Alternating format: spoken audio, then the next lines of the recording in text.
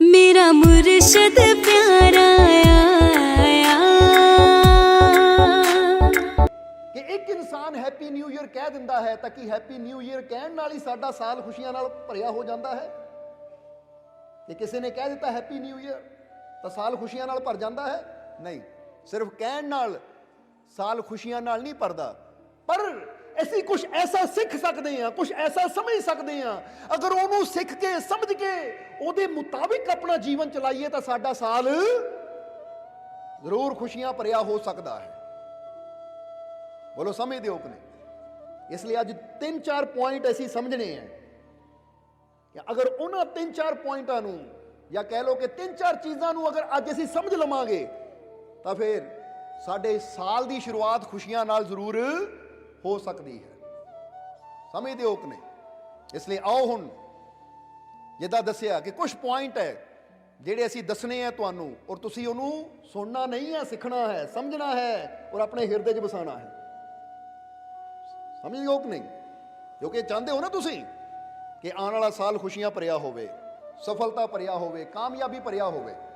ਹੁਣ ਜਦੋਂ ਗੱਲ ਆਉਂਦੀ ਹੈ ਖੁਸ਼ੀਆਂ ਦੀ, ਪਹਿਲਾਂ ਖੁਸ਼ੀਆਂ ਬਾਰੇ ਸਮਝ ਲਈਏ।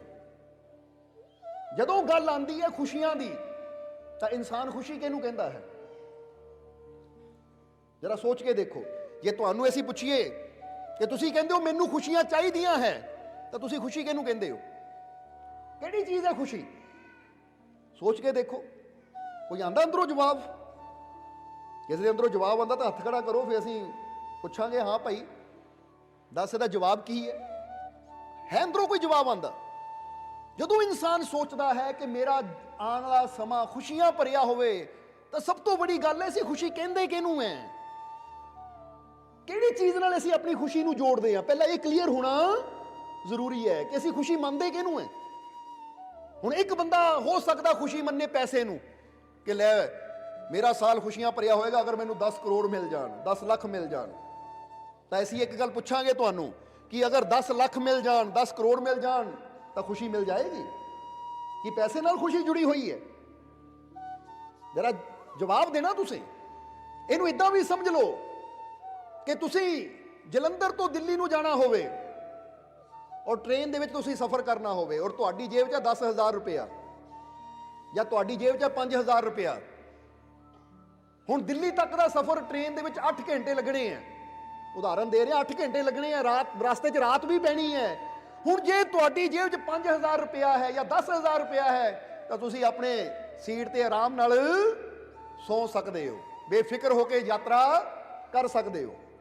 ਪਰ ਜੇ ਹੁਣ ਤੁਹਾਡੀ ਜੇਬ 'ਚ 10 ਲੱਖ ਰੁਪਇਆ ਹੈ ਤਾਂ ਸੱਚ ਦੱਸਿਓ ਕਿ ਤੁਹਾਨੂੰ ਨੀਂਦ ਆ ਜਾਏਗੀ? ਜਵਾਬ ਤੁਸੀਂ ਦੇਣਾ, ਅਸੀਂ ਸਿਰਫ ਸਵਾਲ ਕਰਨਾ ਹੈ। ਜੇ 10 ਲੱਖ ਰੁਪਇਆ ਤੁਹਾਡੇ ਬੈਗ ਦੇ ਵਿੱਚ ਹੈ ਤਾਂ ਤੁਹਾਨੂੰ ਨੀਂਦ ਆ ਜਾਏਗੀ? 1 ਸੈਕਿੰਡ ਵੀ ਤੁਹਾਨੂੰ ਨੀਂਦ ਨਹੀਂ ਆਣੀ। ਜੇ ਬੈਗ ਵਿੱਚ ਹੈ ਤੁਸੀਂ ਬੈਗ ਨੂੰ ਏਦਾਂ ਫੜ ਕੇ ਏਦਾਂ ਜੱਫੀ ਪਾ ਕੇ ਬੈਠਣਾ ਹੈ ਜਾਂ ਲੇਟਣਾ ਆ ਕਿ ਜਿੱਦਾਂ ਬਸ ਜਾਨ ਹੀ ਹੈ ਮੇਰੀ ਇਹਦੇ 'ਚ। ਜਿੱਦਾਂ ਕਹਿੰਦੇ ਨਾ ਜਾਦੂਗਰ ਦੀ ਜਾਨ ਤੋਤੇ 'ਚ, ਏਦਾਂ ਬੰਦੇ ਦੀ ਜਾਨ ਉਹਦੇ 'ਚ। ਨਾ ਬੰਦੇ ਨੂੰ ਨੀਂਦ ਆਣੀ ਹੈ, ਨਾ ਬੰਦੇ ਨੂੰ ਚੈਨ ਆਣੀ ਹੈ।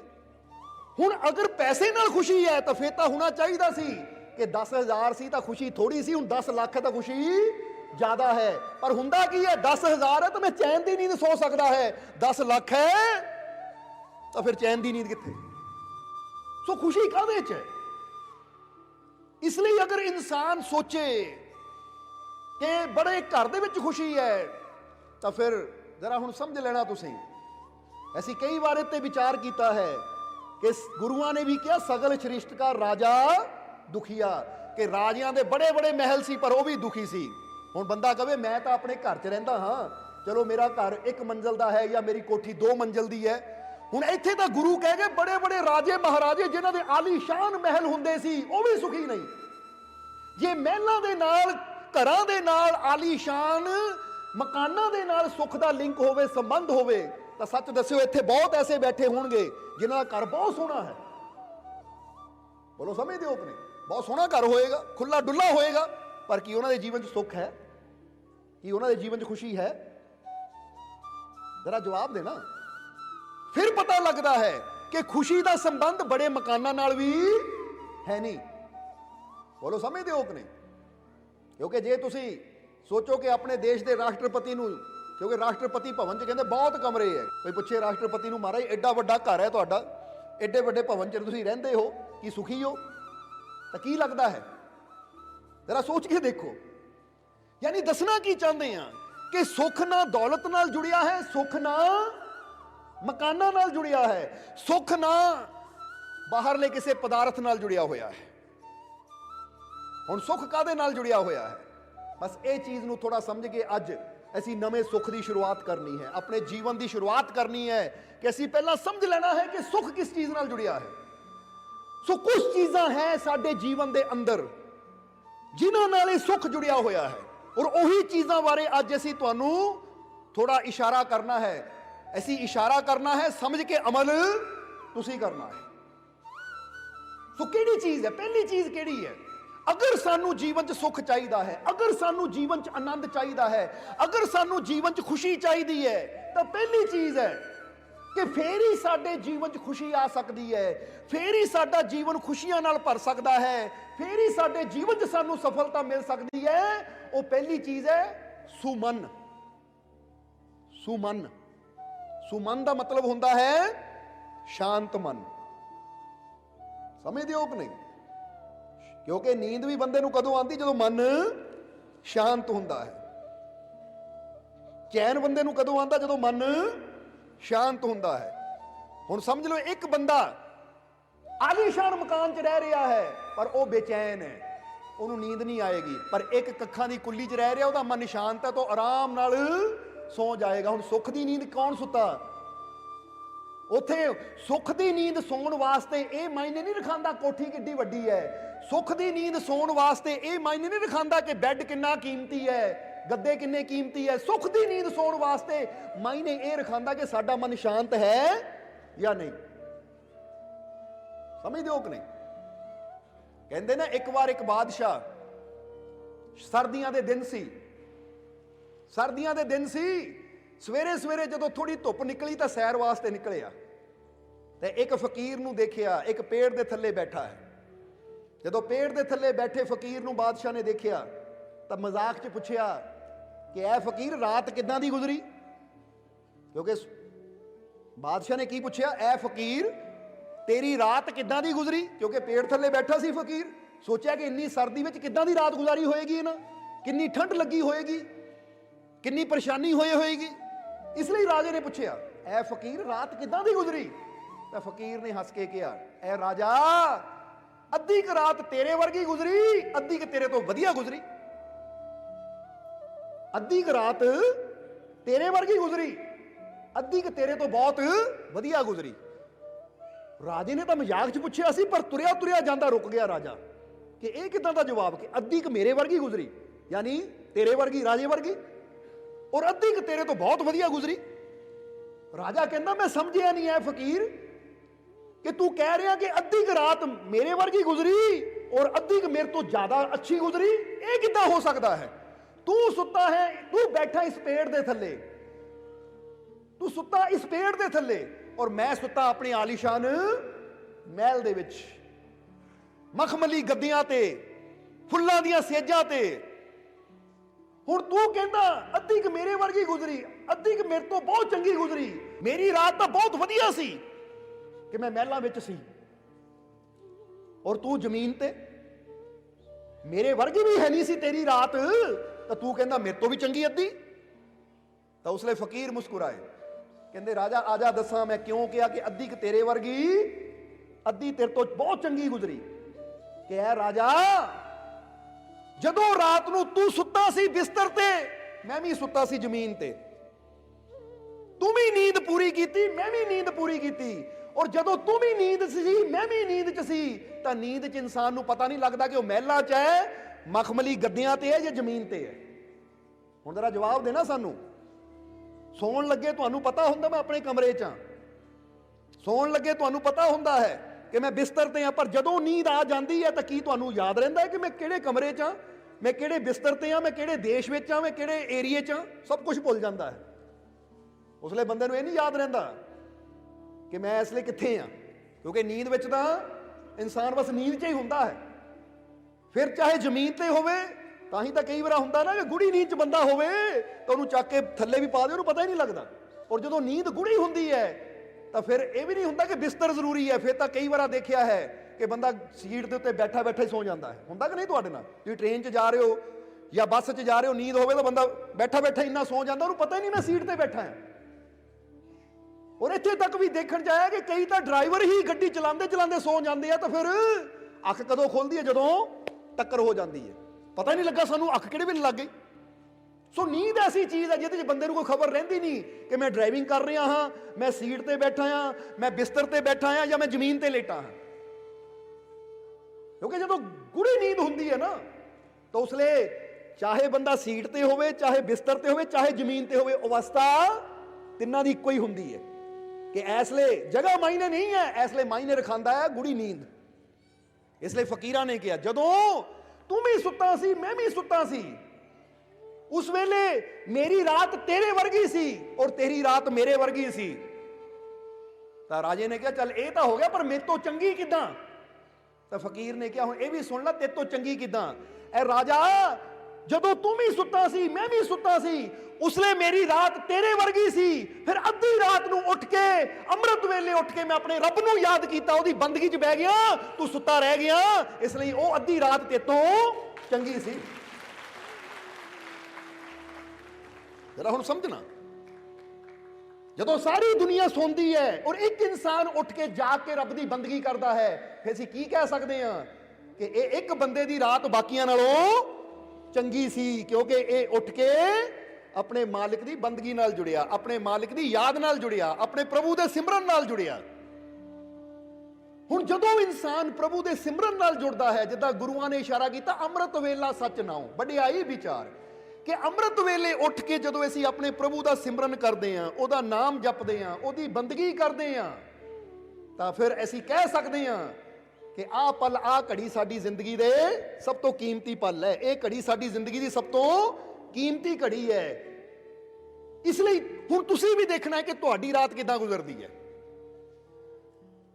ਤੁਹਾਡੀ ਰਾਤ ਵੀ ਐਸੀ ਹੋਣੀ ਚਾਹੀਦੀ ਹੈ ਕਿ ਜਦ ਕੋਈ ਤੁਹਾਨੂੰ ਪੁੱਛੇ ਕਿ ਭਾਈ ਕਿੱਦਾਂ ਗੁਜ਼ਰੀ ਤੇਰੀ ਰਾਤ, ਤਾਂ ਤੁਸੀਂ ਵੀ ਕਹਿ ਸਕੋ ਅੱਧੀ ਕੁ ਤੇਰੇ ਵਰਗੀ, ਤਾਂ ਅੱਧੀ ਕੁ ਤੇਰੇ ਨਾਲੋਂ ਚੰਗੀ ਗੁਜ਼ਰੀ। ਬੋਲੋ ਸਮਝਦੇ ਹੋ ਕਿ ਨਹੀਂ?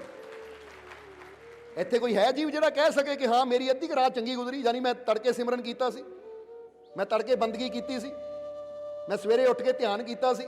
ਜਿਹੜਾ ਕਹਿ ਸਕਦਾ ਹੈ ਤਾਂ ਅਸੀਂ ਕਹਾਂਗੇ ਵਾਕਈ ਫਿਰ ਉਹਨਾਂ ਦੀ ਰਾਤ ਬਾਕੀ ਦੁਨੀਆ ਨਾਲੋਂ ਅੱਧੀ ਕੁ ਤਾਂ ਉਦਾਂ ਦੀ ਗੁਜ਼ਰੀ, ਤਾਂ ਅੱਧੀ ਕੁ ਰਾਤ ਉਹਨਾਂ ਦੀ ਬਾਕੀਆਂ ਨਾਲੋਂ ਚੰਗੀ ਗੁਜ਼ਰੀ। ਇਸ ਲਈ ਇਹੀ ਕੋਸ਼ਿਸ਼ ਕਰਨੀ ਹੈ ਕਿ ਰਾਤ ਤਾਂ ਹਰ ਰੋਜ਼ ਆਉਂਦੀ ਹੈ, ਪਰ ਅਸੀਂ ਇਹ ਕੋਸ਼ਿਸ਼ ਕਰਨੀ ਹੈ ਕਿ ਹਰ ਰੋਜ਼ ਆਉਣ ਵਾਲੀ ਰਾਤ ਨੂੰ ਅਸੀਂ ਚੰਗੀ ਬਣਾਈਏ। ਔਰ ਉਹ ਚੰਗੀ ਉਦੋਂ ਹੀ ਬਣੇਗੀ ਜਦੋਂ ਆਪਣੇ ਮਾਲਿਕ ਦੇ ਨਾਮ ਨਾਲ ਜੁੜਾਂਗੇ, ਆਪਣੇ ਮਾਲਿਕ ਦੇ ਸਿਮਰਨ ਨਾਲ ਜੁੜਾਂਗੇ, ਆਪਣੇ ਮਾਲਿਕ ਦੇ ਸ਼ਬਦ ਨਾਲ ਜੁੜਾਂਗੇ।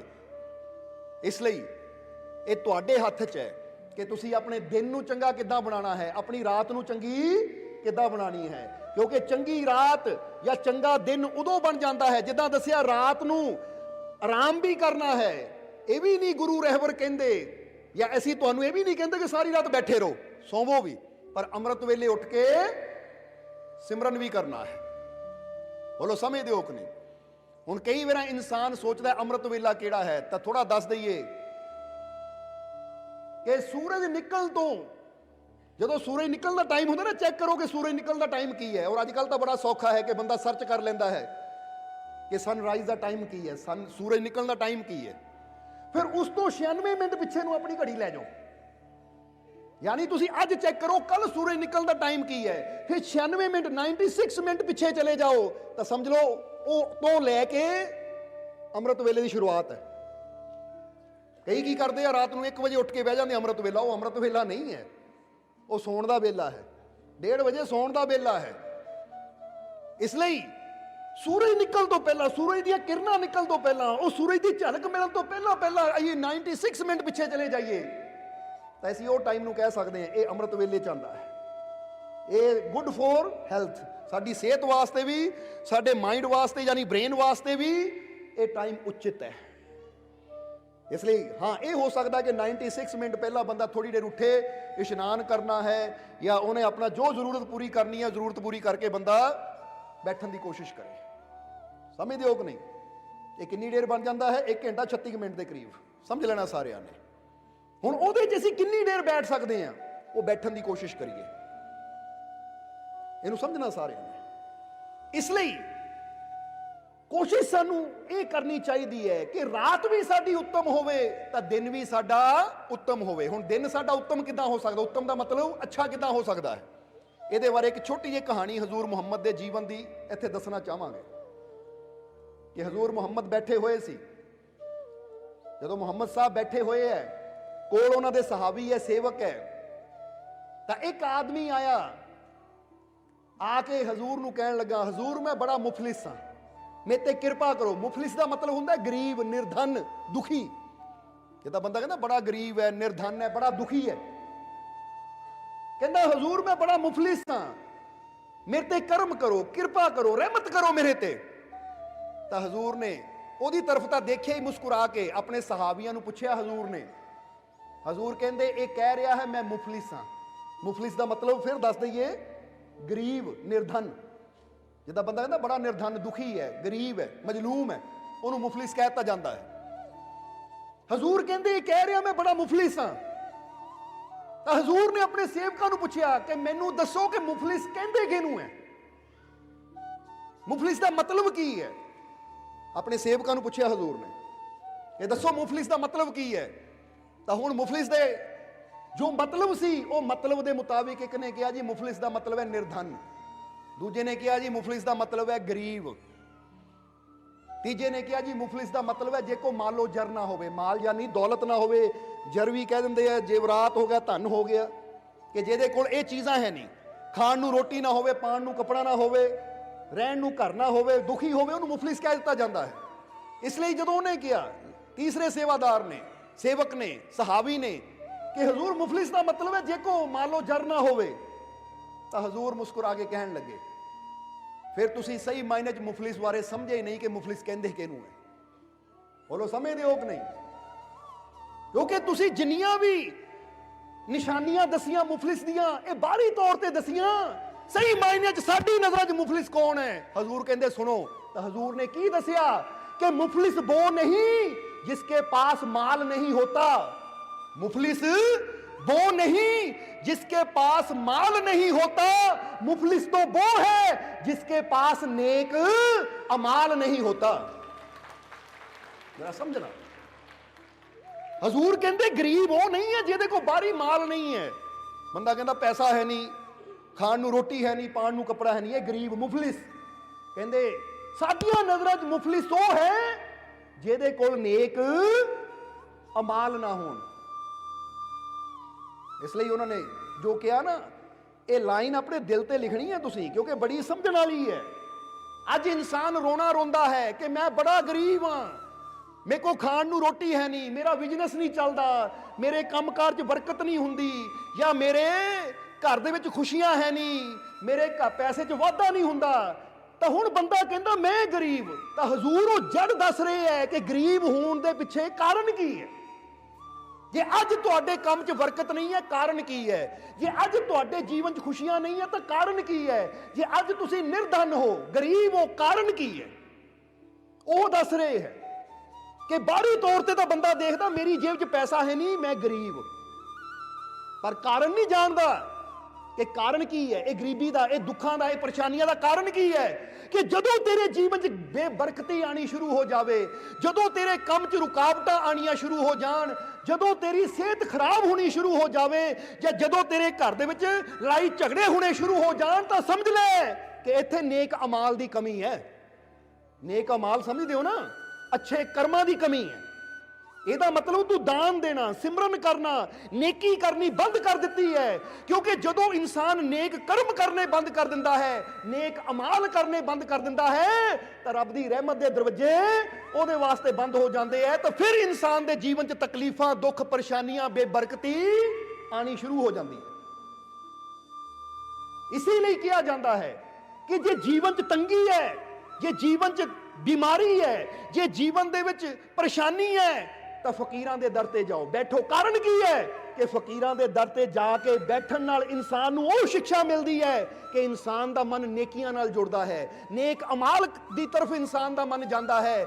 ਔਰ ਜਿੱਦਾਂ ਜਿੱਦਾਂ ਇਨਸਾਨ ਨੇਕ ਅਮਾਲ ਕਰਦਾ ਹੈ, ਨੇਕ ਕਰਮ ਕਰਦਾ ਹੈ, ਨੇਕ ਬੀਜ ਬੋਂਦਾ ਹੈ, ਤਾਂ ਫਿਰ ਉਹਨੂੰ ਫਲ ਵੀ ਉਹਦੇ ਮੁਤਾਬਿਕ ਮਿਲਦਾ ਹੈ। ਇਹ ਯਾਦ ਰੱਖਣਾ ਹਮੇਸ਼ਾ। ਇਸ ਲਈ ਜਦੋਂ ਸਾਨੂੰ ਲੱਗੇ ਨਾ ਕੰਮ 'ਚ ਬਰਕਤ ਨਹੀਂ ਹੈ, ਤਾਂ ਚੈੱਕ ਕਰੋ ਕਿ ਮੈਂ ਪੈਸਾ ਤਾਂ ਦੇਖ ਰਿਹਾ ਕਿ ਬਰਕਤ ਨਹੀਂ ਹੈ, ਪਰ ਮੈਂ ਇਹ ਦੇਖਾਂ ਕਿ ਬਰਕਤ ਹੈ ਕਿਉਂ ਨਹੀਂ। ਜੜ ਕੀ ਹੈ? ਜੜ ਦਾ ਕਾਰਨ ਹੋਏਗਾ ਕਿ ਮੈਂ ਹੁਣ ਨੇਕ ਅਮਾਲ ਨਹੀਂ ਕਰਦਾ।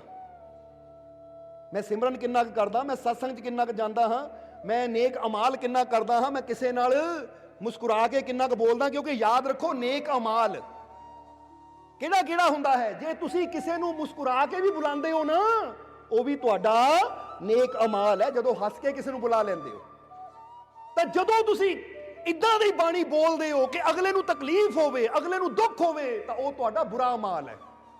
ਔਰ ਬੁਰੇ ਅਮਾਲ ਦੇ ਨਾਲ ਕਹਿੰਦੇ ਨਾ, ਗੁਰਬਾਣੀ ਵੀ ਕਹਿੰਦੀ ਹੈ, ਕਰਨੀ ਆਪੋ ਆਪਣੀ, ਕਹਿ ਨੇੜੇ ਕਹਿ ਦੂਰ। ਇਹ ਤੁਹਾਡੀ ਕਰਨੀ ਤੁਹਾਨੂੰ ਨੇੜੇ ਵੀ ਲੈ ਜਾਂਦੀ ਹੈ ਰੱਬ ਦੀਆਂ ਰਹਿਮਤਾਂ ਦੇ, ਉਹ ਸੱਚੇ ਰੱਬ ਦੇ, ਤਾਂ ਤੁਹਾਡੀ ਕਰਨੀ ਤੁਹਾਨੂੰ ਉਹਦੀਆਂ ਰਹਿਮਤਾਂ ਤੋਂ, ਉਹਦੇ ਘਰ ਤੋਂ ਦੂਰ ਵੀ ਕਰ ਦਿੰਦੀ ਹੈ।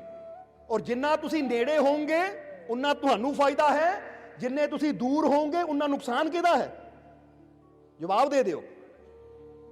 ਬੁਰੀ ਕਰਨੀ ਕਰਕੇ ਅਸੀਂ ਰੱਬ ਦੀਆਂ ਰਹਿਮਤਾਂ ਤੋਂ ਦੂਰ ਹੋ ਜਾਂਦੇ ਹਾਂ, ਉਹ 'ਚ ਸਾਡਾ ਨੁਕਸਾਨ ਹੈ।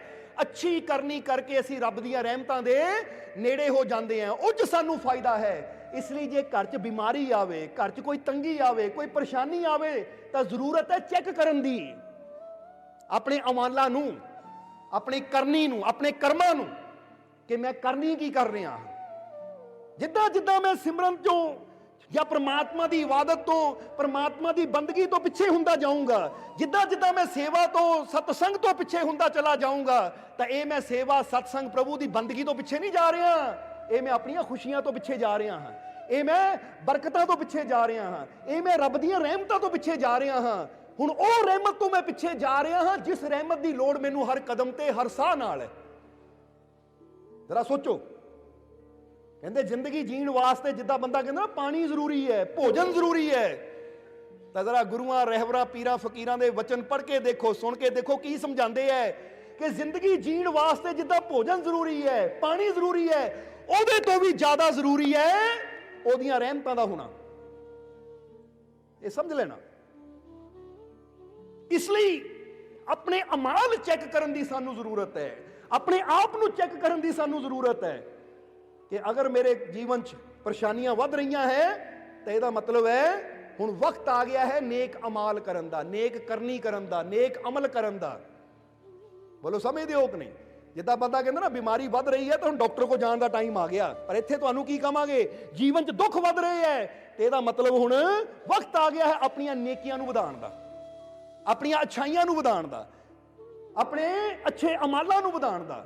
ਇਸ ਲਈ ਹਜ਼ੂਰ ਨੇ ਇਹ ਗੱਲ ਕਹੀ कि मुफलिस वो नहीं जिसके पास माल नहीं होता, मुफलिस तो वो है जिसके पास नेक अमाल नहीं होता। कि गरीब वो है जिहड़ा नेक अमल नहीं करता, अच्छी करनी नहीं करता। अगर इंसान दे जीवन च पैसे की कमी है, इंसान दे जीवन च खुशियां की कमी है, तो नेक अमाल करने शुरू कर दिओ। अमाल का मतलब दूजियां नूं खुशी देनी शुरू करो। जिन्ना भी हो सके अपने इन्हां हत्थां नाल चाहे 1 रुपया ही दान करो, रब दे रास्ते दान करन दी कला सीखो, अच्छा बोलन दी कला सीखो, अच्छा करन दी कला सीखो। यानी हर चीज असी अच्छी करनी है। जिस तरह 11वीं ते भी असी दस्सिया सी कि 3 चीज़ां याद रखनियां कि अच्छा सोचो, अच्छा बोलो और अच्छा करो। ये 3 चीज़ां अगर तुसी अपने जीवन च अपना लईआं कि मैं जद भी बोलना है अच्छा ही बोलना है, क्योंकि बंदे नूं बोलण लगे पता ही हुंदा है कि जो मैं बोलना है चाहे मजाक च बोलना है अगले ते असर की होना है। कई बार देखिया बंदा अपनी जीव की खाज तो मिटा लांदा बोल के, पर अगले दे दिल ते इदां दी सट मारदा है कि वह बेचारा सारी जिंदगी वो गल्लां सोच सोच के दुखी हुंदा रहिंदा है। हुंदा कि नहीं इदां? इसलिए तुहानूं भी पुछांगे कि तुसीं जरा आप सोच के देखो कि जिन्नी तुहाडी उम्र है कदी ना कदी किसे ना किसे ने ऐसा बोल तुहानूं जरूर बोलिया होएगा जिहड़ा अज भी तुहानूं याद आंदा है तो तकलीफ हुंदी है कोई इदां दा जीव? ਜਿਹੜਾ ਕਹੇ ਹਾਂ ਮੈਂ ਇਦਾਂ ਦਾ ਬੋਲ ਕਦੀ ਕਿਸੇ ਨੇ ਮੈਨੂੰ ਬੋਲਿਆ ਸੀ, ਚਾਹੇ ਮੇਰੇ ਕਿਸੇ ਸੱਜਣ ਨੇ, ਮਿੱਤਰ ਨੇ, ਰਿਸ਼ਤੇਦਾਰ ਨੇ, ਆਂਢੀ ਗੁਆਂਢੀ ਨੇ, ਜਾਂ ਕਿਸੇ ਨੇ ਵੀ ਹਾਂ ਇਦਾਂ ਦਾ ਬੋਲ ਬੋਲਿਆ ਸੀ ਕਿ ਅੱਜ ਵੀ ਮੈਨੂੰ ਉਹ ਯਾਦ ਹੈ ਕਿ ਹਾਂ ਉਹਨਾਂ ਮੈਨੂੰ ਅੱਜ ਵੀ ਸੋਚਦਾ ਆ ਤਾਂ ਤਕਲੀਫ ਹੁੰਦੀ ਹੈ। ਬੋਲੋ ਹੈ ਕਿ ਨਹੀਂ ਇਦਾਂ ਦਾ ਬੋਲ? ਦੱਸਣਾ ਨਹੀਂ ਹੈ ਕਿਸੇ ਨੇ, ਪਰ ਹਮ ਹੀ ਤਾਂ ਭਰ ਸਕਦੇ ਹੋ ਨਾ ਕਿ ਹਾਂ ਇਦਾਂ ਦੀ ਗੱਲ ਹੈ। ਕਿੰਨੇ ਸਾਲ ਹੋ ਗਏ ਉਹਨਾਂ ਉਹ ਬੋਲ ਬੋਲਿਆ ਹੈ, ਪਰ ਉਹ ਬੋਲ ਕਿੱਦਾਂ ਦਾ ਸੀਗਾ ਕਿ ਅੱਜ ਵੀ ਤੁਹਾਨੂੰ ਯਾਦ ਆਉਂਦਾ ਤਾਂ ਤੁਸੀਂ ਦੁਖੀ ਹੋ ਜਾਂਦੇ ਹੋ। ਇਸੇ ਲਈ ਤਾਂ ਕਹਿੰਦੇ ਨਾ ਕਿ ਅਸਤਰ ਸ਼ਸਤਰ ਦਾ ਜ਼ਖਮ ਤਾਂ ਭਰ ਜਾਂਦਾ ਹੈ, ਪਰ ਜਵਾਨ ਦਾ ਜ਼ਖਮ ਨਹੀਂ ਭਰਦਾ। ਅਸਤਰ ਸ਼ਸਤਰ ਮਤਲਬ ਤੀਰ ਤਲਵਾਰ ਨਾਲ ਦਿੱਤਾ ਜ਼ਖਮ ਤਾਂ ਭਰ ਜਾਏਗਾ, ਪਰ ਜਵਾਨ ਤੋਂ ਜਿਹੜਾ ਬੰਦਾ ਜ਼ਖਮ ਦਿੰਦਾ ਨਾ ਕਿਸੇ ਨੂੰ, ਉਹ ਇਦਾਂ ਦੀ ਦਿਲ ਤੇ ਸੱਟ ਲੱਗਦੀ ਹੈ ਕਿ ਬੰਦਾ ਬੁਰਾ ਹੋ ਜਾਂਦਾ, ਮਰਨ ਦੇ ਕਿਨਾਰੇ ਹੁੰਦਾ ਤਾਂ ਵੀ ਨਹੀਂ ਭੁੱਲਦਾ। ਹੁਣ ਆਪ ਸੋਚੋ ਇਸ ਚੀਜ਼ ਦਾ, ਆਪ ਤੁਸੀਂ ਵਿਚਾਰ ਕਰੋ ਕਿ ਅਗਰ ਕਿਸੇ ਨੇ ਮੇਰੇ ਨਾਲ ਬੁਰਾ ਬੋਲਿਆ ਸੀ, ਅੱਜ ਮੈਨੂੰ ਯਾਦ ਆਂਦਾ ਤਾਂ ਮੇਰਾ ਦਿਲ ਦੁਖੀ ਹੁੰਦਾ ਹੈ, ਔਰ ਅੱਜ ਵੀ ਜਦੋਂ ਯਾਦ ਆਂਦਾ ਮੇਰਾ ਦਿਲ ਦੁਖੀ ਹੁੰਦਾ ਹੈ ਤਾਂ ਮੇਰੇ ਅੰਦਰੋਂ ਕਿਹੜੀ એનર્ਜੀ ਉਹਦੇ ਵੱਲ ਜਾਂਦੀ ਹੈ? ਬੁਰੀ, ਕਿ ਉਹਨਾਂ ਮੇਰੇ ਨਾਲ ਬੁਰਾ ਕੀਤਾ। ਹੁਣ ਜਦੋਂ ਮੇਰੇ ਅੰਦਰੋਂ ਬੁਰੀ એનર્ਜੀ ਉਹਦੇ ਵੱਲ ਜਾਣੀ ਹੈ ਤਾਂ ਉਹ ਕਦੀ ਖੁਸ਼ ਰਹਿ ਹੀ ਨਹੀਂ ਸਕਦਾ। ਹੁਣ ਜੇ ਉਹਦਾ ਬੋਲ ਚਾਹੇ 5 ਸਾਲ ਪਹਿਲਾਂ ਦਾ ਬੋਲਿਆ ਅੱਜ ਮੇਰੇ ਦਿਲ ਨੂੰ ਦੁਖਾ ਰਿਹਾ ਹੈ, ਤਾਂ ਮੈਂ ਆਪਣੀ ਜ਼ਿੰਦਗੀ 'ਚ ਇਹ ਫੈਸਲਾ ਕਰ ਲਵਾਂ ਕਿ ਮੈਂ ਕਦੀ ਆਪਣੀ ਜ਼ੁਬਾਨ ਤੋਂ ਇਦਾਂ ਦਾ ਬੋਲ ਕਿਸੇ ਨੂੰ ਨਹੀਂ ਬੋਲਣਾ ਕਿ ਉਹਦਾ ਦਿਲ ਦੁਖੇ। ਕਰੋਗੇ ਕਿ ਨਹੀਂ ਬੇਟਾ? ਕਿਉਂਕਿ ਇਹ ਤਾਂ ਯਾਦ ਹੈ ਤੁਹਾਨੂੰ ਕਿਸੇ ਨੇ ਮੇਰੇ ਨਾਲ ਬੁਰਾ ਬੋਲਿਆ ਸੀ, ਯਾਦ ਹੈ ਮੈਨੂੰ, ਪਰ ਇਹ ਵੀ ਯਾਦ ਕਰ ਲਓ ਮੈਂ ਕਿੰਨਿਆਂ ਨੂੰ ਬੁਰਾ ਬੋਲਿਆ ਸੀ, ਜਿਹੜਾ ਉਹਨਾਂ ਨੂੰ ਅੱਜ ਯਾਦ ਹੋਏਗਾ। ਜਰਾ ਸੋਚੋ, ਹੁਣ ਜਦੋਂ ਉਹ ਕਿਸੇ ਦਾ ਬੋਲ ਤੁਹਾਨੂੰ ਯਾਦ ਆਂਦਾ ਤੁਹਾਡਾ ਦਿਲ ਦੁਖੀ ਹੁੰਦਾ ਹੈ ਉਹ ਸੋਚ ਕੇ, ਤਾਂ ਜਿਹੜੇ ਬੋਲ ਤੁਸੀਂ ਕਿਸੇ ਨੂੰ ਬੋਲੇ ਹੋਣਗੇ ਤਾਂ ਉਹਦੇ ਦਿਲ ਨੂੰ ਖੁਸ਼ੀ ਮਿਲਦੀ ਹੋਏਗੀ ਅੱਜ ਯਾਦ ਕਰਕੇ, ਉਹ ਵੀ ਦੁਖੀ ਹੁੰਦਾ ਹੋਏਗਾ। ਕਿਉਂਕਿ ਜਦੋਂ ਅੰਦਰ ਸਮਝ ਲਓ ਕਿ ਇਦਾਂ ਹੈ ਕਿ ਇੱਕ ਘਰ ਦੇ ਅੰਦਰ ਅੱਗ ਲੱਗੀ ਹੈ ਤਾਂ ਉੱਥੋਂ ਧੂੰਆਂ ਹੀ ਨਿਕਲਣਾ ਹੈ ਅੱਗ ਦਾ। ਇੱਕ ਘਰ ਦੇ ਅੰਦਰ ਤੁਸੀਂ ਅਗਰਬੱਤੀ ਲਾਈ ਹੈ ਤਾਂ ਉੱਥੋਂ ਮਹਿਕ ਹੀ ਉੱਠਣੀ ਹੈ, ਯਾਨੀ ਘਰ ਦੇ ਅੰਦਰ ਜੋ ਚੱਲਣਾ ਨਾ ਵਾਤਾਵਰਣ 'ਚ ਉਹੀ ਫੈਲਣਾ ਹੈ। ਬੋਲੋ ਸਮਝਦੇ ਹੋ ਕਿ ਨਹੀਂ? ਜੇ ਕਿਸੇ ਘਰ ਦੇ ਵਿੱਚ ਗੰਦਗੀ ਭਰੀ ਹੋਈ ਹੈ ਨਾ, ਉਹਦੇ ਆਲੇ ਦੁਆਲੇ ਕਿਹੜੀ ਖੁਸ਼ਬੂ ਹੋਣੀ ਹੈ ਜਾਂ ਬਦਬੂ ਹੋਣੀ ਹੈ? ਜੋ ਅੰਦਰ ਹੋਣਾ ਉਹਦੇ ਮੁਤਾਬਿਕ। ਜੇ ਅੰਦਰ ਫੁੱਲ ਰੱਖੇ ਹੋਏ ਹੈ ਤਾਂ ਉਹਦੇ ਮੁਤਾਬਿਕ ਖੁਸ਼ਬੂ ਹੋਣੀ ਹੈ, ਯਾਨੀ ਜੋ ਘਰ ਦੇ ਅੰਦਰ ਹੋਣਾ ਬਾਹਰ ਉਹੀ ਫੈਲਣਾ ਹੈ। ਇਸੇ ਤਰ੍ਹਾਂ ਜਦੋਂ ਕੋਈ ਤੁਹਾਨੂੰ ਬੁਰਾ ਬੋਲਦਾ ਹੈ, ਤੁਹਾਡੇ ਅੰਦਰੋਂ ਗੱਲ ਯਾਦ ਕਰਕੇ ਦੁੱਖ ਪੈਦਾ ਹੁੰਦਾ ਹੈ, ਉੱਤੇ ਗੁੱਸਾ ਆਉਂਦਾ ਹੈ, ਤਾਂ ਤੁਹਾਡੇ ਅੰਦਰੋਂ ਉਹ એનર્ਜੀ ਨਿਕਲਦੀ ਹੈ ਜਿਹੜੀ ਉਹਦੇ ਤੱਕ ਵੀ ਪਹੁੰਚਦੀ ਹੈ, ਔਰ ਉਹਦੇ ਨਾਲ ਉਹਦਾ ਜੀਵਨ ਵੀ ਦੁਖੀ ਹੋ ਜਾਂਦਾ ਹੈ। ਤਾਂ ਹੁਣ ਤੁਹਾਡੇ ਬੋਲੇ ਹੋਏ ਬੋਲਾਂ ਦੀ એનર્ਜੀ ਤੁਹਾਡੇ ਤੱਕ ਵੀ ਵਾਪਸ ਆਣੀ ਹੈ। ਇਸ ਲਈ ਇਹ ਵਿਚਾਰ ਕਰ ਲਈਏ ਕਿ ਜੇ ਮੈਂ ਚਾਹੁੰਦਾ ਆਉਣ ਵਾਲਾ ਸਮਾਂ ਮੇਰੇ ਵਾਸਤੇ ਖੁਸ਼ੀਆਂ ਭਰਿਆ ਹੋਵੇ ਤਾਂ ਅੱਜ ਤੋਂ ਮੈਂ ਕਿਸੇ ਨਾਲ ਬੁਰਾ ਨਹੀਂ ਬੋਲਣਾ, ਚਾਹੇ ਮਜ਼ਾਕ ਹੋਵੇ ਚਾਹੇ ਕਿਸ ਤਰ੍ਹਾਂ ਵੀ ਹੋਵੇ, ਮੈਂ ਬੁਰਾ ਲਫ਼ਜ਼ ਨਹੀਂ ਬੋਲਣਾ, ਮੈਂ ਕਿਸੇ ਨੂੰ ਦਿਲ ਦੁਖਾਉਣ ਵਾਲਾ ਬਚਨ ਨਹੀਂ ਬੋਲਣਾ। ਔਰ ਸਾਨੂੰ ਬੜੀ ਹੈਰਾਨੀ ਹੁੰਦੀ ਹੈ ਸੋਚ ਕੇ, ਇਹ ਦੇਖ ਕੇ ਕਿ ਕਈ ਇੰਨੀ ਉਮਰ ਉਹਨਾਂ ਦੀ ਹੋ ਜਾਂਦੀ ਹੈ ਜਾਂ ਆਪਣੇ ਆਪ ਨੂੰ ਕਹਿਣਗੇ ਮੈਂ ਬੜੀ ਪੋਸਟ ਤੇ ਬੈਠਾ ਆ, ਤਾਂ ਕੀ ਫਾਇਦਾ ਏਡੀ ਉਮਰ ਹੋਣ ਦਾ, ਏਡੀ ਪੋਸਟ ਤੇ ਬੈਠਣ ਦਾ, ਜੇ ਤੈਨੂੰ ਆਪਣੇ ਜ਼ੁਬਾਨ ਤੇ ਕੰਟਰੋਲ ਹੈ ਨਹੀਂ, ਜੇ ਤੈਨੂੰ ਗੱਲ ਕਰਨ ਦਾ ਹੀ ਸਲੀਕਾ ਹੈ ਨਹੀਂ ਕਿ ਕਿਸੇ ਨੂੰ ਵੀ ਐਵੇਂ ਕਹਿ ਦੇਣਾ ਤੂੰ ਅੰਨਾ ਆ, ਤੈਨੂੰ ਜੀਦਾ ਨਹੀਂ, ਤੂੰ ਏਦਾਂ। ਉਹ ਜ਼ੁਬਾਨ ਸੋਚ ਕੇ ਖੋਲੋ, ਕਿਉਂਕਿ ਜੋ ਤੁਸੀਂ ਬੋਲਣਾ ਹੈ ਨਾ, ਯਾਦ ਰੱਖੋ, ਜੇ ਤੁਸੀਂ ਕਿਸੇ ਨੂੰ ਕਹੋਗੇ ਨਾ ਤੂੰ ਅੰਨਾ ਆ, ਤੂੰ ਅੰਨਾ ਆ, ਤੂੰ ਅੰਨਾ ਆ, ਤਾਂ ਇੱਕ ਦਿਨ ਤੁਸੀਂ ਅੰਨੇ ਹੋ ਕੇ ਬੈਠਣਾ ਹੈ। ਕਿਉਂਕਿ ਜੋ ਤੁਸੀਂ ਕਿਸੇ ਨੂੰ એનર્ਜੀ ਭੇਜਣੀ ਹੈ ਤੁਹਾਡੇ ਤੱਕ ਆਣੀ ਹੈ। ਕਿਸੇ ਪਹਾੜ 'ਚ ਜਾ ਕੇ ਦੇਖਦੇ ਹੋ ਨਾ ਤੁਸੀਂ, ਇੱਕ ਪਹਾੜ ਦੀ ਚੋਟੀ ਤੇ ਖੜ ਕੇ ਜੋ ਤੁਸੀਂ ਆਵਾਜ਼ ਦਿੰਦੇ ਹੋ, ਈਕੋਸਿਸਟਮ ਹੁੰਦਾ ਕਿ ਨਹੀਂ, ਇਧਰੋਂ ਜੋ ਤੁਸੀਂ ਬੋਲਦੇ ਹੋ ਟਕਰਾ ਕੇ ਆਵਾਜ਼ ਵਾਪਸ ਤੁਹਾਡੇ ਤੱਕ ਆਉਂਦੀ। ਹੁਣ ਇਹ ਨਾ ਸੋਚੋ ਥੱਲੇ ਕੋਈ ਖਾਈ 'ਚ ਬੈਠਾ ਹੋਇਆ ਹੈ ਜਿਹੜਾ ਤੁਹਾਨੂੰ ਜਵਾਬ ਦੇ ਰਿਹਾ, ਰਿਪਲਾਈ ਕਰ ਰਿਹਾ ਹੈ, ਉਹ ਤੁਹਾਡੀ ਹੀ ਆਵਾਜ਼ ਹੈ ਜੋ ਜਾ ਵੀ ਰਹੀ ਹੈ ਔਰ ਟਕਰਾ ਕੇ ਵਾਪਸ ਆ ਵੀ ਰਹੀ ਹੈ। ਕਿਉਂਕਿ ਅੱਜ ਵਿਗਿਆਨ ਵੀ ਇਹ ਚੀਜ਼ ਨੂੰ ਸਾਬਿਤ ਕਰ ਚੁੱਕਾ ਹੈ ਕਿ ਜੋ ਤੂੰ ਸ਼ਬਦ ਬੋਲਦਾ ਹੈ ਨਾ, ਉਹ ਬ੍ਰਹਿਮੰਡ ਅੰਦਰ ਲੀਨ ਹੋ ਜਾਂਦੇ ਔਰ ਉਹ ਰਿਟਰਨ ਹੋ ਕੇ ਆਂਦੇ ਵੀ ਉਦਾਂ ਦੀ એનર્ਜੀ ਲੈ ਕੇ, ਕਿਉਂਕਿ ਤੇਰੇ ਹੀ ਸ਼ਬਦ ਹੈ, ਤੇਰੇ ਅੰਦਰੋਂ એનર્ਜੀ ਨਿਕਲਣੀ ਹੈ, ਤਾਂ ਉਹਨਾਂ ਨੇ ਉਦਾਂ ਦੀ એનર્ਜੀ ਲੈ ਕੇ ਵਾਪਸ ਵੀ ਤੇਰੇ ਤੱਕ ਆਣਾ ਹੀ ਹੈ। ਇਸ ਲਈ ਸੋਚੋ ਕਿ ਮੈਂ ਕੀ ਬੋਲ ਰਿਹਾ ਹਾਂ ਔਰ ਇਹਦਾ ਰਿਜ਼ਲਟ ਮੈਨੂੰ ਭੋਗਣਾ ਹੀ ਪੈਣਾ, ਚਾਹੇ ਮੈਂ ਮਜ਼ਾਕ 'ਚ ਬੋਲਾਂ ਚਾਹੇ ਸੀਰੀਅਸਲੀ। ਕਿਉਂਕਿ ਅੱਗ 'ਚ ਹੱਥ ਪਾ ਦਿਓ, ਚਾਹੇ ਮਜ਼ਾਕ 'ਚ ਪਾ ਦਿਓ, ਚਾਹੇ ਗੁੱਸੇ ਨਾਲ ਪਾ ਦਿਓ, ਸੀਰੀਅਸ ਹੋ ਕੇ ਪਾ ਦਿਓ, ਅੱਗ ਨਾਲ ਤਾਂ ਆਪਣਾ ਕੰਮ ਕਰਨਾ ਹੀ ਹੈ, ਕਿਉਂਕਿ ਉਹ ਨਿਯਮ ਹੈ ਕੁਦਰਤ ਦਾ। ਇਸੇ ਤਰ੍ਹਾਂ ਇਹ ਨਿਯਮ ਹੈ, ਨਿਯਮ ਨੂੰ ਬਦਲਿਆ ਨਹੀਂ ਜਾ ਸਕਦਾ ਕਿ ਜੋ ਤੁਸੀਂ ਬੋਲਣਾ ਹੈ ਵਾਪਸ ਤੁਹਾਡੇ ਤੱਕ ਉਹ ਊਰਜਾ ਆਣੀ ਹੈ। ਜੋ ਤੁਸੀਂ ਕਰਮ ਕਰਨਾ ਹੈ ਨਾ, ਉਹ ਕਰਮ ਕੀਤੇ ਦਾ ਫਲ ਤੁਹਾਨੂੰ ਭੋਗਣਾ ਹੀ ਪੈਣਾ ਹੈ। ਇਸ ਲਈ ਅੱਛਾ ਬੋਲੋ। ਔਰ ਹੋਰ ਕੀ ਕਿਹਾ ਸੀ ਅਸੀਂ, ਯਾਦ ਹੈ ਕਿ ਨਹੀਂ? ਅੱਛਾ ਸੋਚੋ, ਅੱਛਾ ਬੋਲੋ ਔਰ ਅੱਛਾ ਕਰਮ ਕਰਨਾ ਹੈ। ਅੱਛਾ ਕਰੋ, ਇਹ ਤਿੰਨ ਚੀਜ਼ਾਂ ਬਾਰੇ ਕਿਹਾ ਸੀ। ਔਰ ਇੱਥੇ ਇਹੀ ਚੀਜ਼ ਹੁਣ ਦੱਸ ਰਹੇ ਹਾਂ ਅਸੀਂ ਤੁਹਾਨੂੰ ਕਿ ਜੇ ਜੀਵਨ 'ਚ ਤਕਲੀਫਾਂ, ਦੁੱਖ, ਪਰੇਸ਼ਾਨੀਆਂ ਨਾ, ਤਾਂ ਚੈੱਕ ਕਰਨਾ ਹੈ ਕਿ ਦੁੱਖ ਆ ਕਿਉਂ ਰਹੇ ਆ, ਪਰੇਸ਼ਾਨੀਆਂ ਆ ਕਿਉਂ ਰਹੀਆਂ ਹੈ। ਹੁਣ ਕਈ ਵਾਰ ਬੰਦਾ ਕਹਿੰਦਾ ਜੀ ਮੈਂ ਤਾਂ ਕਿਸੇ ਨਾਲ ਗਲਤ ਕਰਦਾ ਹੀ ਨਹੀਂ, ਮੈਂ ਤਾਂ ਕਿਸੇ ਨਾਲ ਮਾੜਾ ਕਰਦਾ ਹੀ ਨਹੀਂ ਹੈ। ਹੁਣ ਬੇਸ਼ੱਕ ਸਰੀਰਕ ਤੌਰ ਤੇ ਬੰਦਾ ਮਾੜਾ ਨਹੀਂ ਕਰਦਾ, ਤਾਂ ਅਸੀਂ ਕਹਿੰਦੇ ਆਪਣੇ ਵਿਚਾਰਾਂ ਨੂੰ ਚੈੱਕ ਕਰੋ ਕਿ ਵਿਚਾਰਾਂ 'ਚ ਮਾੜਾ ਕਰਦੇ ਹੋ ਜਾਂ ਨਹੀਂ। ਬੋਲੋ, ਸਮਝਦੇ ਹੋ ਕਿ ਨਹੀਂ। ਇੱਕ ਬੰਦਾ ਕਹਿੰਦਾ ਮੈਂ ਸਰੀਰਕ ਤੌਰ ਤੇ ਜਾ ਕੇ ਕਿਸੇ ਨਾਲ ਨਹੀਂ ਲੜਦਾ, ਪਰ ਮਨ 'ਚ ਤਾਂ ਕਈ ਵਾਰ ਇੰਨਾ ਗੁੱਸਾ ਆਉਂਦਾ ਨਾ, ਦਿਲ ਕਰਦਾ ਤਾਂ ਗਲ ਘੁੱਟ ਦੇਵਾਂ, ਪਰ ਹਿੰਮਤ ਹੈ ਨਹੀਂ ਗਲ ਘੁੱਟਣ ਦੀ। ਹੋ ਜਾਂਦਾ ਕਿ ਨਹੀਂ ਏਦਾਂ। ਹੁਣ ਬੰਦੇ ਨੂੰ ਕੀ ਲੱਗਦਾ ਹੈ ਮੈਂ ਤਾਂ ਕਿਸੇ ਨਾਲ ਮਾੜਾ ਕਰਦਾ ਹੀ ਨਹੀਂ ਹੈ, ਹੁਣ ਸਿਰਫ ਕਰਨਾ ਹੀ ਹੈ। ਵਿਚਾਰ ਵੀ ਤੇਰੇ ਅੰਦਰ ਮਾੜੇ ਚੱਲ ਰਹੇ ਹੈ ਤਾਂ ਵਿਚਾਰ ਦਾ ਵੀ ਅਸਰ ਤੇਰੇ ਜੀਵਨ ਤੇ ਹੋ ਕੇ ਰਹਿਣਾ ਹੈ। ਇਸ ਲਈ ਮਾੜਾ ਕਰਨਾ ਵੀ ਨਹੀਂ ਹੈ ਤਾਂ ਮਾੜਾ ਸੋਚਣਾ ਵੀ ਨਹੀਂ ਹੈ। ਜਰਾ ਸਮਝਣਾ ਸਾਰਿਆਂ ਨੇ। ਹੁਣ ਕਈ ਵਾਰ ਦੇਖਿਆ ਕਿਸੇ ਦਾ ਬਿਜ਼ਨਸ ਚੱਲਦਾ ਹੈ, ਕਿਸੇ ਦਾ ਕੰਮ ਚੱਲਦਾ, ਤੇ ਇੱਕ ਬੰਦਾ ਬੈਠਾ ਬੈਠਾ ਸੜੀ ਜਾਂਦਾ ਹੈ, ਇਹਨੂੰ ਕਿਉਂ ਮਿਲ ਰਿਹਾ ਹੈ, ਇਹਨਾਂ ਗੱਡੀ ਕਿਉਂ ਲੈ ਲਈ, ਇਹਦੇ ਘਰ 'ਚ ਖੁਸ਼ੀਆਂ ਕਿਉਂ ਆ ਗਈਆਂ। ਜਿਹੜਾ ਇਦਾਂ ਦੇ ਈਰਖਾ ਭਰੇ ਵਿਚਾਰ ਆਪਣੇ ਅੰਦਰ ਰੱਖਦਾ ਹੈ, ਉਹਦੇ ਘਰ 'ਚ ਖੁਸ਼ੀਆਂ, ਤਰੱਕੀ ਕਦੀ ਆ ਹੀ ਨਹੀਂ ਸਕਦੀ। ਜਦੋਂ ਤੁਸੀਂ ਕਹਿੰਦੇ ਹੋ ਨਾ ਇਹ ਪ੍ਰਮਾਤਮਾ ਇਹਨੂੰ ਹੋਰ ਦੇ, ਇਹਦੇ ਰਿਜ਼ਕ 'ਚ ਬਰਕਤ ਦੇ, क्योंकि याद रखो कि सबकी खुशी में ही आपकी खुशी है। ये पॉइंट याद रखने भी।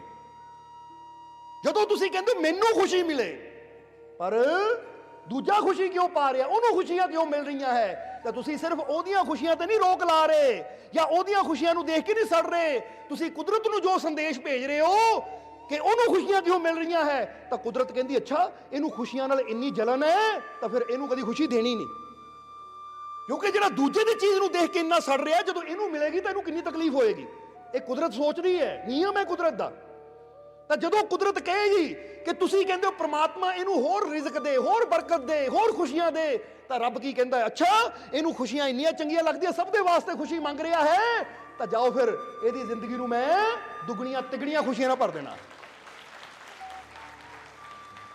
इसलिए सबकी खुशी में ही हमारी खुशी है, ये याद रखो। ये तो जरा सोच के देखना है, अपने आप तो ही सवाल ले लेना कि इदां हुंदी है कि नहीं, कि किसी का काम ज़्यादा होवे साडा घट होवे तो असीं एवें सड़ी जाते हैं, किसी की लॉटरी निकल आवे साडी नहीं निकलती असीं एवें सड़ी जाते हैं, किसी ने तरक्की कर ली, किसी की प्रमोशन हो गई असीं एवें सड़ी जाते हैं। जदों असीं सड़ते हैं तो असीं ये संदेश भेज रहे हैं कि मैं इस चीज़ के लायक है नहीं, इसलिए कुदरत ने सानू, रब ने सानू देनी भी नहीं है। ਜਦੋਂ ਅਸੀਂ ਕਹਿੰਦੇ ਰੱਬਾ ਉਹਦੀ ਪ੍ਰਮੋਸ਼ਨ ਹੋ ਗਈ, ਸ਼ੁਕਰ ਹੈ, ਇਹਨੂੰ ਹੋਰ ਪ੍ਰਮੋਸ਼ਨ ਦੇ, ਤਾਂ ਰੱਬ ਨੇ ਕਹਿਣਾ ਠੀਕ ਹੈ ਤੈਨੂੰ ਇੰਨਾ ਪ੍ਰਮੋਸ਼ਨ ਨਾਲ ਪਿਆਰ ਹੈ ਤਾਂ ਲੈ ਮੈਂ ਤੈਨੂੰ ਵੀ ਦਿੰਦਾ ਹਾਂ। ਰੱਬਾ ਇਹਦੀ ਲੋਟਰੀ ਨਿਕਲੀ ਇਹਨੂੰ ਹੋਰ ਦੇ, ਅੱਛਾ ਤੈਨੂੰ ਇੰਨਾ ਪਿਆਰ ਹੈ ਜਾਂ ਮੈਂ ਤੈਨੂੰ ਵੀ ਦਿੰਦਾ ਹਾਂ। ਕਿਉਂਕਿ ਜਿਹੜੀ ਚੀਜ਼ ਤੁਸੀਂ ਖੁਸ਼ੀ ਨਾਲ ਦੂਜਿਆਂ ਵਾਸਤੇ ਕਹਿੰਦੇ ਹੋ ਨਾ, ਰੱਬ ਸੋਚਦਾ ਹੈ ਕਿ ਇਹਨੂੰ ਇਹ ਚੰਗੀ ਲੱਗਦੀ ਹੈ, ਜੇ ਉਹਦੀ ਖੁਸ਼ੀ ਵਿੱਚ ਇੰਨਾ ਖੁਸ਼ ਹੈ ਤਾਂ ਜਦੋਂ ਮੈਂ ਇਹਨੂੰ ਦਊਂਗਾ ਕਿੰਨਾ ਖੁਸ਼ ਹੋਏਗਾ। ਫਿਰ ਰੱਬ ਸਾਨੂੰ ਵੀ ਉਨਾ ਦੇਣਾ ਸ਼ੁਰੂ ਕਰ ਦਿੰਦਾ ਹੈ। ਤਾਂ ਜਦੋਂ ਦੂਜੇ ਦੀ ਤਰੱਕੀ ਵਿੱਚ ਅਸੀਂ ਸੜੀ ਜਾਈਏ ਤਾਂ ਫਿਰ ਰੱਬ ਕਹਿੰਦਾ ਉਹਦੀ ਤਰੱਕੀ ਨਾਲ ਸੜ ਰਿਹਾ ਹੈ, ਤਾਂ ਮਤਲਬ ਇਹ ਚੀਜ਼ ਇਹਨੂੰ ਚੰਗੀ ਨਹੀਂ ਲੱਗਦੀ, ਜਿਹੜੀ ਚੀਜ਼ ਚੰਗੀ ਨਹੀਂ ਲੱਗਦੀ ਇਹਨੂੰ ਕਿਉਂ ਦੇਣਾ। ਜਰਾ ਜਵਾਬ ਦੇਣਾ ਇੱਕ ਚੀਜ਼ ਦਾ ਸਾਨੂੰ। ਜਿਹੜੇ ਮਾਤਾ ਪਿਤਾ ਸਹੀ ਮਾਇਨੇ 'ਚ ਪਰਮਾਤਮਾ ਨਾਲ ਜੁੜੇ ਹੋਏ ਹੈ, ਜਦੋਂ ਉਹ ਆਪਣੇ ਬੱਚੇ ਨੂੰ ਕੋਈ ਚੀਜ਼ ਲਿਆ ਕੇ ਦਿੰਦੇ ਆ, ਫਰਜ਼ ਕਰੋ ਚਾਕਲੇਟ ਲਿਆ ਕੇ ਦਿੱਤੀ, ਬੋਲੋ ਸਮਝਦੇ ਹੋ ਕਿ ਨਹੀਂ, ਚਾਕਲੇਟ ਲਿਆ ਕੇ ਆਪਣੇ ਬੱਚੇ ਨੂੰ ਦਿੱਤੀ, ਉਹ ਬੱਚਾ ਦੋ ਦੋਸਤਾਂ ਨਾਲ ਖੇਡ ਰਿਹਾ ਹੈ, ਉਹ ਚਾਕਲੇਟ ਖਾਣ ਤੋਂ ਪਹਿਲਾਂ ਚਾਕਲੇਟ ਖੋਲਦਾ ਹੈ ਔਰ ਆਪਣੇ ਨਾਲ ਦੇ ਸਾਥੀਆਂ ਨੂੰ ਵੀ ਦਿੰਦਾ ਹੈ, ਤਾਂ ਉਸ ਲਈ ਮਾਂ-ਬਾਪ ਨੂੰ ਖੁਸ਼ੀ ਹੁੰਦੀ ਹੈ ਜਾਂ ਦੁੱਖ ਹੁੰਦਾ ਹੈ। ਜਿਹੜੇ ਮਾਂ-ਬਾਪ ਸਹੀ ਹੋਣਗੇ ਉਹ ਤਾਂ ਕਹਿਣਗੇ ਸਾਡਾ ਬੱਚਾ ਕਿੰਨਾ ਅੱਛਾ ਹੈ ਕਿ ਦੇਖੋ ਦੂਜਿਆਂ ਦੀ ਫਿਕਰ ਵੀ ਕਰ ਰਿਹਾ ਹੈ। ਤਾਂ ਹੁਣ ਤੁਹਾਡੇ ਮਨ 'ਚ ਕੀ ਆਣਾ ਹੈ, ਇਹ ਦੂਜਿਆਂ ਦੀ ਫਿਕਰ ਕਰ ਰਿਹਾ, ਅਗਲੀ ਵਾਰ ਨੂੰ ਇਹਨੇ ਇੱਕ ਦੀ ਜਗ੍ਹਾ ਦੋ ਲਿਆ ਕੇ ਦੇਣੀਆਂ ਹੈ। ਤਾਂ ਜੇ ਇੱਕ ਬੱਚਾ ਕਵੇ ਮੇਰੀ ਚਾਕਲੇਟ ਮੈਂ ਨਹੀਂ ਤੈਨੂੰ ਦੇਣੀ, ਮੈਂ ਨਹੀਂ ਦੇਣੀ, ਮਾਂ-ਬਾਪ ਪੁੱਤ ਦੇ ਦੇ, ਨਹੀਂ ਮੈਂ ਨਹੀਂ ਦੇਣੀ, ਪੁੱਤ ਦੇ ਦੇ ਕੋਈ ਗੱਲ ਨਹੀਂ, ਥੋੜੀ ਜਿਹੀ ਦੇ ਦੇ, ਮੈਂ ਨਹੀਂ ਦੇਣੀ ਮੇਰੀ ਹੈ, ਤਾਂ ਮਾਂ-ਬਾਪ ਦਾ ਦਿਲ ਦੁਖੀ ਹੁੰਦਾ ਹੈ ਕਿ ਅਗਲੀ ਵਾਰੀ ਇਹਨੂੰ ਵੀ ਨਹੀਂ ਦੇਣੀ ਲਿਆ ਕੇ। ਸੱਚ ਦੱਸਿਓ ਇਹ ਗੱਲ ਹੁੰਦੀ ਹੈ ਕਿ ਨਹੀਂ। ਇਸ ਲਈ ਇਹੀ ਰਿਐਲਿਟੀ ਹੈ, ਇਹੀ ਸੱਚਾਈ ਹੈ ਦੁਨੀਆ ਦੀ ਕਿ ਜਦੋਂ ਦੂਜੇ ਨੂੰ ਅਸੀਂ ਚੀਜ਼ ਦਿੰਦੇ ਹਾਂ ਖੁਸ਼ੀ ਦੇ ਨਾਲ, ਤਾਂ ਕੁਦਰਤ ਕਹਿੰਦੀ ਹੈ ਦੂਜਿਆਂ ਨੂੰ ਦੇ ਰਿਹਾ ਖੁਸ਼ੀ ਨਾਲ, ਇਹਨੂੰ ਮੈਂ ਹੋਰ ਵੀ ਦੇਣੀ ਹੈ। ਬੰਦਾ ਕਹਿੰਦਾ ਮੈਂ ਤਾਂ ਕਿਸੇ ਦਾ ਬੁਰਾ ਕਰਦਾ ਨਹੀਂ, ਆਹੀ ਬੁਰਾਈ ਹੈ ਬੰਦੇ ਦੀ ਕਿ ਬੰਦਾ ਸਰੀਰਕ ਤੌਰ ਤੇ ਨਹੀਂ ਕਰਦਾ ਪਰ ਮਨ ਅੰਦਰ ਬੜਾ ਸੜਦਾ ਰਹਿੰਦਾ ਹੈ, ਮਨ ਅੰਦਰ ਬੜਾ ਲਾਲਚ ਕਰਦਾ ਰਹਿੰਦਾ ਹੈ, ਦੁਵੇਸ਼ ਕਰਦਾ ਰਹਿੰਦਾ ਹੈ, ਮਨ ਦੇ ਵਿੱਚ ਬੜਾ ਇਨਸਾਨ ਜਿਹਦਾ ਕਹਿੰਦੇ ਨਾ ਜੈਲਸ, ਇੱਕ ਦੂਜੇ ਨੂੰ ਦੇਖ ਕੇ ਜਲੀ ਜਾਣਾ, ਇੱਕ ਦੂਜੇ ਨੂੰ ਦੋਸ਼ ਦੇਈ ਜਾਣੇ, ਇੱਕ ਦੂਜੇ ਨੂੰ ਦੇਖ ਕੇ ਨਿੰਦਿਆ ਕਰੀ ਜਾਣੀ, ਉਹ ਇਦਾਂ ਉਹ ਇਦਾਂ, ਇਹ ਵੀ ਸਮਝ ਲਓ ਮਾੜਾ ਕਰਨ ਦੇ ਬਰਾਬਰ ਹੀ ਹੈ, ਸੋਚਣਾ ਵੀ ਕਰਨ ਦੇ ਬਰਾਬਰ ਹੀ ਹੈ। ਇਸ ਲਈ ਅਸੀਂ ਕਿਹਾ ਬੁਰਾ ਸੋਚਣਾ ਨਹੀਂ, बुरा मत सोचो, बुरा मत बोलो, बुरा मत करो। ਇਸ ਲਈ ਅੱਜ ਤੋਂ ਇਹ ਚੀਜ਼ ਯਾਦ ਰੱਖਣੀ ਕਿ ਜੇ ਤੁਸੀਂ ਚਾਹੁੰਦੇ ਹੋ ਮੇਰੇ ਘਰ 'ਚ ਬਰਕਤਾਂ ਆਉਣ, ਮੇਰੇ ਘਰ 'ਚ ਖੁਸ਼ੀਆਂ ਆਉਣ, ਤਾਂ ਦੂਜਿਆਂ ਦੀ ਖੁਸ਼ੀ ਨੂੰ ਦੇਖ ਕੇ ਜਲੋ ਨਾ, ਬਲਕਿ ਫਰਿਆਦ ਕਰੋ, ਦੁਆ ਕਰੋ ਕਿ ਰੱਬ ਇਹਨਾਂ ਨੂੰ ਸਦਾ ਖੁਸ਼ ਰੱਖੇ। ਦੂਜਿਆਂ ਦੀ ਤਰੱਕੀ ਦੇਖ ਕੇ ਦੁਆ ਕਰੋ ਕਿ ਰੱਬ ਇਹਨਾਂ ਨੂੰ ਹੋਰ ਵੀ ਤਰੱਕੀ ਦੇਵੇ। ਦੂਜਿਆਂ ਦੇ ਜੀਵਨ 'ਚ ਕੋਈ ਖੁਸ਼ੀ ਆਉਂਦੀ ਹੈ ਜਾਂ ਕੋਈ ਵੀ ਉਹਨਾਂ ਦੇ ਕਾਰੋਬਾਰ 'ਚ ਬਰਕਤਾਂ ਆਉਂਦੀਆਂ ਤਾਂ ਕਹੋ ਰੱਬ ਇਹਨਾਂ ਦੇ ਕਾਰੋਬਾਰ 'ਚ ਹੋਰ ਵੀ ਬਰਕਤ ਦੇਵੇ। ਔਰ ਇਹ ਗੱਲ ਗਰੰਟੀ ਸਾਡੇ ਕੋਲ ਲਿਖ ਕੇ ਲੈ ਲਓ, ਜਦੋਂ ਤੁਸੀਂ ਦੂਜਿਆਂ ਦੀ ਤਰੱਕੀ ਮੰਗਣੀ ਸ਼ੁਰੂ ਕਰਤੀ, ਦੂਜਿਆਂ ਵਾਸਤੇ ਖੁਸ਼ੀ ਮੰਗਣੀ ਸ਼ੁਰੂ ਕਰਤੀ, ਦੂਜਿਆਂ ਵਾਸਤੇ ਬਰਕਤ ਮੰਗਣੀ ਸ਼ੁਰੂ ਕਰ ਦਿੱਤੀ, ਤੇ ਗਰੰਟੀ ਸਾਡੇ ਕੋਲ ਲੈ ਲਓ, ਤੁਹਾਡੇ ਜੀਵਨ 'ਚ ਖੁਸ਼ੀਆਂ, ਰਹਿਮਤਾਂ, ਬਰਕਤਾਂ ਜ਼ਿਆਦਾ ਆਉਣਗੀਆਂ। ਆਹੀ ਕਹਿੰਦੇ ਲਿਖ ਕੇ ਲੈ ਲਓ, ਗੱਲ ਕੋਈ ਕਹਿਣ ਵਾਲੀ ਨਹੀਂ ਹੈ, ਇਹ ਗੱਲ ਸੱਚੀ ਹੈ। ਇੱਕ ਤਾਂ ਹੁੰਦਾ ਨਾ ਬੰਦਾ ਕਹਿ ਦਿੰਦਾ ਹੈ ਪਰ ਉਹਦਾ ਕੋਈ ਅਸਰ ਨਹੀਂ ਹੁੰਦਾ, ਇਹ ਗੱਲ 'ਚ ਅਸਰ ਹੈ। ਨਹੀਂ ਤਾਂ ਤੁਸੀਂ ਕਮ ਸੇ ਕਮ ਇੱਕ ਮਹੀਨਾ ਹੀ ਇਹ ਕਰਕੇ ਦੇਖ ਲਓ, ਤੁਹਾਨੂੰ ਆਪ ਪਤਾ ਲੱਗੇਗਾ। ਪਰ ਕਰਨਾ ਦਿਲੋਂ ਹੈ, ਇਹ ਨਹੀਂ ਕਿ ਜਵਾਨੋਂ ਕਹਿਣਾ ਤਾਂ ਅੰਦਰੋਂ ਸੜੀ ਜਾਣਾ। ਰੱਬ ਇਹਨੂੰ ਤਰੱਕੀ ਦੇਵੇ, ਰੱਬ ਤਰੱਕੀ ਦੇਵੇ, ਪਰ ਅੰਦਰੋਂ ਦਿਲ ਨਹੀਂ ਕਰਦਾ। ਪਰ ਮਾਲਕਾਂ ਨੇ ਕਿਹਾ ਸੀ ਤਾਂ ਕਹਿ ਰਹੇ ਹਾਂ। ਤਾਂ ਰੱਬ ਨੇ ਵੀ ਤੁਹਾਡੀ ਜਵਾਨ ਨੂੰ ਨਹੀਂ ਦੇਖਣਾ, ਰੱਬ ਨੇ ਦਿਲ ਨੂੰ ਦੇਖਣਾ ਕਿ ਆਵਾਜ਼ ਦਿਲ 'ਚੋਂ ਨਿਕਲ ਰਹੀ ਹੈ ਜਾਂ ਜਵਾਨ 'ਚੋਂ ਨਿਕਲ ਰਹੀ ਹੈ। ਸਮਝਦੇ ਹੋ ਕਿ ਨਹੀਂ? ਇਸ ਲਈ ਜਦੋਂ ਬੰਦਾ ਆਂਢ ਗੁਆਂਢ ਇੱਧਰ ਉੱਧਰ ਕੋਈ ਵੀ ਹੋਵੇ, ਚਾਹੇ ਸਾਡੀ ਕੰਪਨੀ 'ਚ ਕੋਈ ਹੋਵੇ, ਚਾਹੇ ਸਾਡੇ ਨਾਲ ਆਫਿਸ ਵਿੱਚ ਕੋਈ ਹੋਵੇ, ਚਾਹੇ ਨਾਲ ਸਾਡੇ ਮਜ਼ਦੂਰ ਹੀ ਕੋਈ ਹੋਵੇ, ਜਦੋਂ ਕਿਸੇ ਨੂੰ ਵੀ ਦੇਖ ਕੇ ਅਸੀਂ ਸੜਦੇ ਹਾਂ ਤਾਂ ਅਸੀਂ ਉਹਨੂੰ ਦੇਖ ਕੇ ਨਹੀਂ ਸੜ ਰਹੇ, ਅਸੀਂ ਆਪਣੇ ਜੀਵਨ ਨੂੰ ਸਾੜ ਰਹੇ ਹਾਂ। ਯਾਨੀ ਅਸੀਂ ਆਪਣੀ ਤਰੱਕੀ ਨੂੰ, ਆਪਣੀ ਬਰਕਤਾਂ ਨੂੰ, ਆਪਣੀਆਂ ਖੁਸ਼ੀਆਂ ਨੂੰ ਅਸੀਂ ਖਤਮ ਕਰ ਰਹੇ ਹਾਂ। ਇਸ ਲਈ ਚਾਹੇ ਕੋਈ ਮਜ਼ਦੂਰ ਹੋਵੇ, ਚਾਹੇ ਕੋਈ ਬਿਜ਼ਨਸਮੈਨ ਹੋਵੇ, ਕੋਈ ਦੁਕਾਨਦਾਰ ਹੋਵੇ, ਕੋਈ ਘਰ ਗ੍ਰਸਤੀ ਵਾਲਾ ਹੋਵੇ, ਹਰ ਇਨਸਾਨ ਇਹ ਇੱਕ ਨੁਕਤੇ ਨੂੰ ਪਕੜ ਲਓ ਕਿ ਮੈਂ ਸਭ ਦੇ ਵਾਸਤੇ ਖੁਸ਼ੀਆਂ ਦੀ ਕਾਮਨਾ ਕਰਨੀ ਹੈ, ਸਭ ਦੇ ਵਾਸਤੇ ਬਰਕਤਾਂ ਦੀ ਕਾਮਨਾ ਕਰਨੀ ਹੈ, ਸਭ ਦੇ ਵਾਸਤੇ ਸੁੱਖਾਂ ਦੀ ਕਾਮਨਾ ਕਰਨੀ ਹੈ, ਸਭ ਦੇ ਵਾਸਤੇ ਸ਼ਾਂਤੀ ਦੀ ਕਾਮਨਾ ਕਰਨੀ ਹੈ, ਸਭ ਦੇ ਵਾਸਤੇ ਤਰੱਕੀ ਦੀ ਕਾਮਨਾ ਕਰਨੀ ਹੈ, ਸਭ ਦੇ ਵਾਸਤੇ ਅੱਛੀ ਸਿਹਤ ਦੀ ਕਾਮਨਾ ਕਰਨੀ ਹੈ। ਯਾਨੀ ਜੋ ਵੀ ਸ਼ੁਭ ਹੈ ਮੈਂ ਸਭ ਦੇ ਵਾਸਤੇ ਉਹ ਹਰ ਸ਼ੁਭ ਚੀਜ਼ ਦੀ ਕਾਮਨਾ ਕਰਨੀ ਹੈ। ਬੋਲੋ ਸਮਝਦੇ ਹੋ ਕਿ ਨਹੀਂ? ਮੈਂ ਇਹ ਗੱਲ ਸਵੇਰੇ ਸਵੇਰੇ ਕਹਿ ਦਿਆ ਕਰੋ 2-3 ਵਾਰ ਕਿ ਐ ਮੇਰੇ ਮਾਲਿਕ, ਐ ਪ੍ਰਮਾਤਮਾ, ਮੈਂ ਆਪਣੀ ਦਿਲ ਦੀ ਗਹਿਰਾਈ ਤੋਂ ਸਭ ਦੇ ਵਾਸਤੇ, ਸਾਰੀ ਸ੍ਰਿਸ਼ਟੀ ਵਾਸਤੇ, ਸਾਰੇ ਸੰਸਾਰ ਦੇ ਜੀਵਾਂ ਵਾਸਤੇ ਸੰਪੰਨਤਾ ਦੀ, ਸਮਰਿੱਧੀ ਦੀ, ਖੁਸ਼ੀਆਂ ਦੀ, ਸੁੱਖਾਂ ਦੀ, ਅੱਛੀ ਸਿਹਤ ਦੀ, ਸ਼ਾਂਤੀ ਦੀ, ਆਨੰਦ ਦੀ, ਕਾਮਯਾਬੀ, ਤਰੱਕੀ ਦੀ ਦੁਆ ਕਰਦਾ ਹੈ। ਮੇਰੇ ਮਾਲਿਕ ਮੇਰੀ ਇਹ ਦੁਆ ਕਬੂਲ ਕਰ। ਮੈਂ ਸਵੇਰੇ ਸਵੇਰੇ ਕਹਿ ਦਿਆ ਕਰੋ, ਇਹ 'ਚ ਸਭ ਕੁਝ ਆ ਗਿਆ ਇਹ ਦੁਆ ਦੇ ਅੰਦਰ ਹੀ। ਹੁਣ ਯਾਦ ਰੱਖੋ, ਜਦੋਂ ਸਾਰੀ ਸ੍ਰਿਸ਼ਟੀ ਵਾਸਤੇ ਮੰਗੂਗੇ ਤਾਂ ਜਿੱਦਾਂ ਹੀ ਦੱਸਿਆ ਕਿ ਸਭ ਕੀ ਖੁਸ਼ੀ में ही हमारी खुशी है, और दूजी गल ये भी कहांगे कि सबकी जीत में ही हमारी जीत है। बोलो समझते हो कि नहीं? क्योंकि ਜਦੋਂ ਸਭ ਨੂੰ ਜਿਤਾਉਣ ਦੀ ਕੋਸ਼ਿਸ਼ ਕਰਾਂਗੇ ਤਾਂ ਇਹ ਵੀ ਗੱਲ ਯਾਦ ਰੱਖੋ, ਫਿਰ ਸਾਡੀ ਜਿੱਤ ਵੀ 100% ਪੱਕੀ ਹੈ। ਇਹ ਗੱਲ ਯਾਦ ਰੱਖਣਾ। ਹੁਣ ਜਦੋਂ ਤੁਹਾਡੇ ਮਨ 'ਚ ਦੂਜਿਆਂ ਨੂੰ ਜਿਤਾਉਣ ਦੀ ਭਾਵਨਾ ਹੈ ਨਾ ਕਿ ਮਾਲਿਕ ਸਭ ਨੂੰ ਜਿੱਤ ਦੇਵੇ, ਤਾਂ ਇਹ ਵੀ ਗੱਲ ਨੋਟ ਕਰ ਲਓ, ਲਿਖ ਲਓ ਕਿ ਜਦੋਂ ਸਾਡੇ ਮਨ 'ਚ ਦੂਜਿਆਂ ਨੂੰ ਜਿਤਾਉਣ ਦੀ ਭਾਵਨਾ ਹੋਵੇ ਕਿ ਮਾਲਿਕ ਸਭ ਨੂੰ ਜਿਤਾਵੇ, ਹੁਣ ਅਗਲਾ ਜਿੱਤੇ ਨਾ ਜਿੱਤੇ ਪਰ ਤੁਹਾਡੀ ਜਿੱਤ ਪੱਕੀ ਹੋਏਗੀ, ਤੁਹਾਡੀ ਜਿੱਤ ਪੱਕੀ ਹੋਏਗੀ। ਸਮਝਣਾ ਜ਼ਰਾ। ਹੁਣ ਕਈ ਵਾਰ ਕਈ ਦੇਖਦੇ ਹੈ ਉਹਨਾਂ ਦੇ ਬੱਚਾ ਹੋ ਗਿਆ, ਰੱਬ ਨੇ ਉਹਨਾਂ ਨੂੰ ਦਾਤ ਦੇ ਦਿੱਤੀ, ਉਹਨਾਂ ਨੂੰ ਖੁਸ਼ੀਆਂ ਦੇ ਦਿੱਤੀਆਂ, ਸੜਦੇ ਐ, ਜਲਨ ਕਰਦੇ ਐ, ਤਾਂ ਫਿਰ ਐਸਾ ਇਨਸਾਨ ਕੀ ਕਰਦਾ ਹੈ? ਉਹਨੂੰ ਕਦੀ ਉਹ ਖੁਸ਼ੀ ਮਿਲ ਹੀ ਨਹੀਂ ਪਾਉਂਦੀ, ਕਿਉਂਕਿ ਰੱਬ ਕਹਿੰਦਾ ਅੱਛਾ ਜਲ ਰਿਹਾ ਹੈ, ਉਹਨੂੰ ਦੇਖ ਕੇ ਖੁਸ਼ੀ ਨਹੀਂ, ਤੇ ਇਹਦਾ ਮਤਲਬ ਇਹ ਚੀਜ਼ ਇਹਦੇ ਵਾਸਤੇ ਖੁਸ਼ੀ ਵਾਲੀ ਨਹੀਂ ਹੈ। ਜਦੋਂ ਬੰਦਾ ਉਹਦੀ ਖੁਸ਼ੀ 'ਚ ਆਪ ਖੁਸ਼ ਹੁੰਦਾ ਹੈ ਤਾਂ ਰੱਬ ਕਹਿੰਦਾ ਜੇ ਉਹਦੀ ਖੁਸ਼ੀ 'ਚ ਇੰਨਾ ਖੁਸ਼ ਹੈ ਤਾਂ ਜਦੋਂ ਮੈਂ ਇਹਦੀ ਝੋਲੀ ਖੁਸ਼ੀਆਂ ਨਾਲ ਭਰੂੰਗਾ ਤੈਨੂੰ ਕਿੰਨੀ ਖੁਸ਼ੀ ਹੋਏਗੀ। ਯਾਦ ਰੱਖੋ, ਅਗਰ ਕੋਈ ਤੁਹਾਡੇ ਆਂਢ ਗੁਆਂਢ 'ਚ ਬਿਮਾਰ ਹੋ ਗਿਆ ਜਾਂ ਕਿਸੇ ਦਾ ਕੋਈ ਹਾਦਸਾ ਹੋ ਕੇ ਕੋਈ ਸੱਟ ਚੋਟ ਲੱਗ ਗਈ, ਤੁਸੀਂ ਜਾਂਦੇ ਹੋ ਖਬਰ ਲੈਣ ਔਰ ਮਨ 'ਚ ਆ ਕੇ ਕਹਿੰਦੇ ਚੰਗਾ ਹੋ ਗਿਆ, ਚੰਗਾ ਹੋਇਆ ਲੱਤ ਟੁੱਟੀ, ਚੰਗਾ ਹੋਇਆ ਇਦਾਂ ਹੋ ਗਿਆ, ਤਾਂ ਫਿਰ ਤੁਸੀਂ ਕਿਹੜੀ ਚੀਜ਼ ਨੂੰ ਬੁਲਾ ਰਹੇ ਹੋ ਆਪਣੀ ਤਰਫ?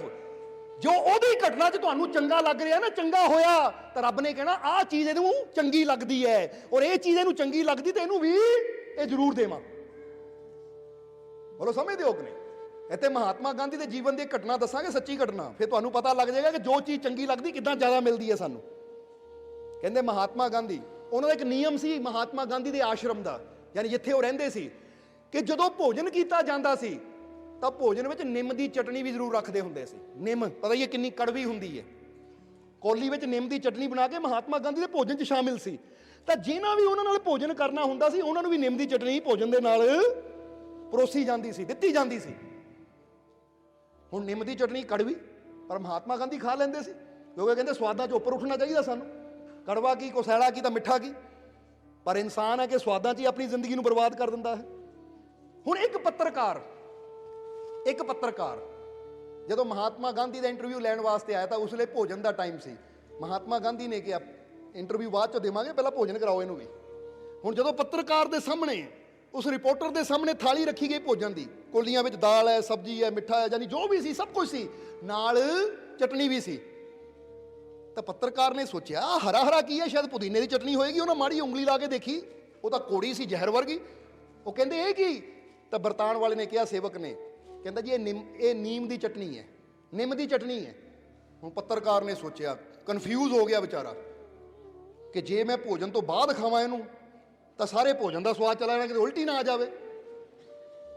ਤਾਂ ਇਹਦੇ ਨਾਲੋਂ ਚੰਗਾ ਮੈਂ ਥੋੜਾ ਜਿਹਾ ਪਾਣੀ ਪਾ ਕੇ ਇਹਨੂੰ ਪਹਿਲੇ ਪੀ ਲਵਾਂ, ਬਾਅਦ ਚੋਂ ਸਵਾਦ ਨਾਲ ਭੋਜਨ ਖਾਊਂ। ਕਿਉਂਕਿ ਬੰਦੇ ਨੂੰ ਹੁੰਦਾ ਨਾ ਕੋੜੀ ਚੀਜ਼ ਖਾਣੀ ਹੈ ਤਾਂ ਪਹਿਲੇ ਹੀ ਖਾ ਲਓ, ਬਾਅਦ ਚੋਂ ਭੋਜਨ ਦਾ ਸਵਾਦ ਤਾਂ ਮੂੰਹ 'ਚ ਰਹੇਗਾ। ਜੇ ਲਾਸਟ ਵਿੱਚ ਕੋੜੀ ਚੀਜ਼ ਖਾਧੀ ਤਾਂ ਫਿਰ ਕੀ ਹੋਣਾ? ਉਹ ਭੋਜਨ ਦਾ ਸਵਾਦ ਵੀ ਜਾਣਾ ਆ ਔਰ ਸਾਰਾ ਦਿਨ ਮੂੰਹ ਵੀ ਕੌੜਾ ਰਹਿਣਾ ਹੈ। ਤਾਂ ਕਿਤੇ ਇਹ ਵੀ ਖਤਰਾ ਹੈ ਕਿ ਚਟਨੀ ਪੀ ਕੇ ਉਲਟੀ ਨਾ ਆ ਜਾਵੇ। ਇਸ ਲਈ ਅਗਲੇ ਨੇ ਬੜੀ ਸਮਝਦਾਰੀ ਵਰਤੀ, ਉਹਨੇ ਕੋਲੀ ਚੱਕੀ ਕਿ ਜੇ ਖਾਣੀ ਪੈਣੀ ਹੈ, ਕਿਉਂਕਿ ਉਹਨਾਂ ਇਹ ਵੀ ਪੁੱਛਿਆ ਖਾਣੀ ਪੈਣੀ, ਉਹ ਕਹਿੰਦੇ ਜੀ ਨਿਯਮ ਹੈ ਆਸ਼ਰਮ ਦਾ, ਇਹ ਨਿੰਮ ਦੀ ਚਟਨੀ ਤਾਂ ਖਾਣੀ ਪੈਣੀ ਹੈ, ਇਹਨੂੰ ਛੱਡ ਨਹੀਂ ਸਕਦੇ। ਤਾਂ ਉਹਨਾਂ ਕਿਹਾ ਜੇ ਉਹਨੂੰ ਖਾਣੀ ਪੈਣੀ ਹੈ ਤਾਂ ਪਹਿਲੇ ਹੀ ਖਾ ਲਵਾਂ। ਉਹਨੇ ਕੋਲੀ ਚੱਕੀ, ਪਾਣੀ ਜਿਹਾ ਪਾਇਆ, ਘੋਲ ਕੇ ਨਾ ਅੱਖਾਂ ਬੰਦ ਕਰਕੇ ਕੋੜਾ ਘੁੱਟ ਕਰਕੇ ਸਾਰੀ ਪੀ ਗਿਆ, ਨਾਲ ਹੀ ਪਾਣੀ 2-4 ਘੁੱਟ ਪੀ ਕੇ ਕਰਕੇ ਫਿਰ ਰੋਟੀ ਖਾਣ ਲੱਗਾ। ਜਦੋਂ ਰੋਟੀ ਖਾਣ ਲੱਗਾ ਤਾਂ ਮਹਾਤਮਾ ਗਾਂਧੀ ਨੇ ਕਿਹਾ ਇਹਨੂੰ ਨਿੰਮ ਦੀ ਚਟਨੀ ਬੜੀ ਪਸੰਦ ਆਈ ਹੈ, ਵੱਡੀ ਕੋਲੀ ਦਿਓ ਭਰ ਕੇ। ਹੁਣ ਕਹਿੰਦੇ ਛੋਟੀ ਕੋਲੀ ਸੀ, ਹੁਣ ਵੱਡੀ ਪਾ ਕੇ ਦਿੱਤੀ ਕਿ ਇਹਨੂੰ ਇੰਨੀ ਪਸੰਦ ਆਈ, ਪਹਿਲੇ ਪੀ ਗਿਆ, ਭਾਈ ਇਹਨੂੰ ਵੱਡੀ ਦਿਓ। ਹੁਣ ਉਹਨੇ ਕਿਹੜੀ ਨੀਅਤ ਨਾਲ ਪੀਤੀ? ਉਹਨੇ ਇਸ ਨੀਅਤ ਨਾਲ ਪੀਤੀ ਕਿ ਬੇਕਾਰ ਦੀ ਚੀਜ਼ ਹੈ, ਤਕਲੀਫ ਦੇਣ ਵਾਲੀ ਚੀਜ਼ ਹੈ, ਇਹਨੂੰ ਪਹਿਲਾਂ ਲੈ ਲਾਵਾਂ, ਬਾਅਦ ਚੋਂ ਆਰਾਮ ਨਾਲ ਭੋਜਨ ਕਰੂੰ। ਮਹਾਤਮਾ ਗਾਂਧੀ ਨੇ ਕੀ ਸਮਝਿਆ? ਇਹਨੂੰ ਚਟਨੀ ਬੜੀ ਪਸੰਦ ਆਈ ਹੈ, ਭਾਈ ਹੋਰ ਦਿਓ, ਵੱਡੀ ਕੋਲੀ ਦਿਓ। ਹੁਣ ਉਹ ਤਾਂ ਵਿਚਾਰਾ ਪਰੇਸ਼ਾਨ ਹੋ ਗਿਆ, ਹੈ ਇਹ ਕੀ ਹੋ ਗਿਆ ਜਦੋਂ ਕੋਲੀ ਭਰ ਕੇ ਆ ਗਈ, ਕਿ ਹੁਣ ਤਾਂ ਲਾਸਟ ਵਿੱਚ ਇਹ ਪੀਵਾਂਗੇ, ਜੇ ਹੁਣ ਪੀ ਲੈ ਕਿਤੇ ਫਿਰ ਨਾ ਕੋਲੀ ਆ ਜਾਵੇ, ਇਹ ਤੋਂ ਵੱਡੀ ਨਾ ਆ ਜਾਵੇ। ਇਸ ਕਹਾਣੀ ਤੋਂ ਕੀ ਪਤਾ ਲੱਗਦਾ? ਜਦੋਂ ਅਸੀਂ ਵੀ ਕੁਦਰਤ ਨੂੰ ਕਹਿੰਦੇ ਆ ਨਾ, ਚੰਗਾ ਹੋਇਆ ਇਹਦਾ ਐਕਸੀਡੈਂਟ ਹੋ ਗਿਆ, ਚੰਗਾ ਹੋਇਆ ਇਹਦੀ ਲੱਤ ਟੁੱਟ ਗਈ, ਚੰਗਾ ਹੋਇਆ ਇਹਦਾ ਕੰਮ ਬੰਦ ਹੋ ਗਿਆ, ਤਾਂ ਹੁਣ ਤੁਸੀਂ ਕਿਹੜੀ ਭਾਵਨਾ ਨਾਲ ਕਹਿ ਰਹੇ ਹੋ? ਕੁਦਰਤ ਇਹ ਨਹੀਂ ਦੇਖਦੀ, ਕੁਦਰਤ ਦੇਖਦੀ ਹੈ ਤੁਹਾਡੀ ਸੋਚ ਨੂੰ। ਇਹ ਕਹਿ ਰਿਹਾ ਚੰਗਾ ਹੋਇਆ, ਇਸ ਲਈ ਆਹ ਚੀਜ਼ ਇਹਨੂੰ ਚੰਗੀ ਲੱਗਦੀ, ਇਹਨੂੰ ਹੋਰ ਦਿਓ, ਇਹਨੂੰ ਦਿਓ। ਫਿਰ ਤੁਹਾਡੇ ਨਾਲ ਵੀ ਉਹ ਹਾਦਸੇ ਹੁੰਦੇ ਹੈ, ਫਿਰ ਤੁਹਾਡੇ ਤੇ ਵੀ ਉਹ ਪ੍ਰੋਬਲਮ ਆਉਂਦੀ ਹੈ। ਜੇ ਤੁਸੀਂ ਕਿਸੇ ਦੇ ਦੁੱਖ ਨੂੰ ਦੇਖ ਕੇ ਖੁਸ਼ ਹੁੰਦੇ ਹੋ ਤਾਂ ਯਾਦ ਰੱਖੋ ਤੁਹਾਡੀ ਖੁਸ਼ੀ ਰੱਬ ਨੂੰ ਸੰਦੇਸ਼ ਦਿੰਦੀ ਹੈ ਕਿ ਮੈਨੂੰ ਦੁੱਖਾਂ 'ਚ ਬਹੁਤ ਖੁਸ਼ੀ ਹੁੰਦੀ ਹੈ, ਮੈਂ ਉਹਦੇ ਦੁੱਖ ਨੂੰ ਦੇਖ ਕੇ ਬਹੁਤ ਖੁਸ਼ ਹਾਂ। ਤਾਂ ਰੱਬ ਕਹਿੰਦਾ ਜੀ ਉਹਦੀ ਚੀਜ਼ ਨੂੰ ਦੇਖ ਕੇ ਇੰਨਾ ਖੁਸ਼ ਹੈ ਤਾਂ ਜਦੋਂ ਇਹਨੂੰ ਆਪਣੇ ਆਪ ਨੂੰ ਮਿਲੇਗੀ ਕਿੰਨਾ ਖੁਸ਼ ਹੋਏਗਾ। ਇਸ ਲਈ ਮੈਂ ਇਹਦਾ ਬਾਪ ਹਾਂ, ਇਹਨੂੰ ਖੁਸ਼ੀ ਦੇਵਾਂ। ਫਿਰ ਰੱਬ ਸਾਨੂੰ ਦੇ ਦਿੰਦਾ, ਉਹ ਜ਼ਿਆਦਾ ਦਿੰਦਾ ਹੈ, ਉਹਦੇ ਨਾਲੋਂ ਜ਼ਿਆਦਾ ਦਿੰਦਾ ਹੈ। ਜੇ ਉਹਦੀ ਇੰਨੀ ਕੁ ਬਾਂਹ ਟੁੱਟੀ ਹੋਵੇ ਤਾਂ ਸਾਡੀ ਪੂਰੀ ਟੁੱਟ ਜਾਣੀ ਹੈ, ਕਿਉਂਕਿ ਸਾਨੂੰ ਰੱਬ ਨੇ ਜ਼ਿਆਦਾ ਹੀ ਦੇਣੀ ਹੈ। ਜੇ ਤਾਂ ਛੋਟੀ ਗੋਲੀ ਸੀ ਵੱਡੀ ਹੋ ਕੇ ਆ ਗਈ। ਇਸ ਲਈ ਇਹ ਗੱਲ ਸਿਰਫ ਇਸ ਲਈ ਨਹੀਂ ਦੱਸ ਰਹੇ ਕਿ ਤੁਸੀਂ ਹੱਸੋ, ਇਹ ਗੱਲ ਇਸ ਲਈ ਦੱਸ ਰਹੇ ਹਾਂ ਕਿ ਸੁਣ ਕੇ ਆਪਣੇ ਜੀਵਨ 'ਚ ਬਦਲਾਵ ਲਿਆਓ ਕਿ ਅੱਜ ਤੋਂ ਬਾਅਦ ਅਸੀਂ ਕਿਸੇ ਵਾਸਤੇ ਵੀ ਕੋਈ ਬੁਰਾ ਸ਼ਬਦ ਨਹੀਂ ਬੋਲਣਾ, ਯਾਦ ਰੱਖਣਾ। ਔਰ ਇਦਾਂ ਦੇ ਕਈ ਰਿਜ਼ਲਟ, ਇਦਾਂ ਦੇ ਬੜੇ ਮਾਲਕਾਂ ਦੇ ਸਮੇਂ ਦੀ ਗੱਲ ਹੈ।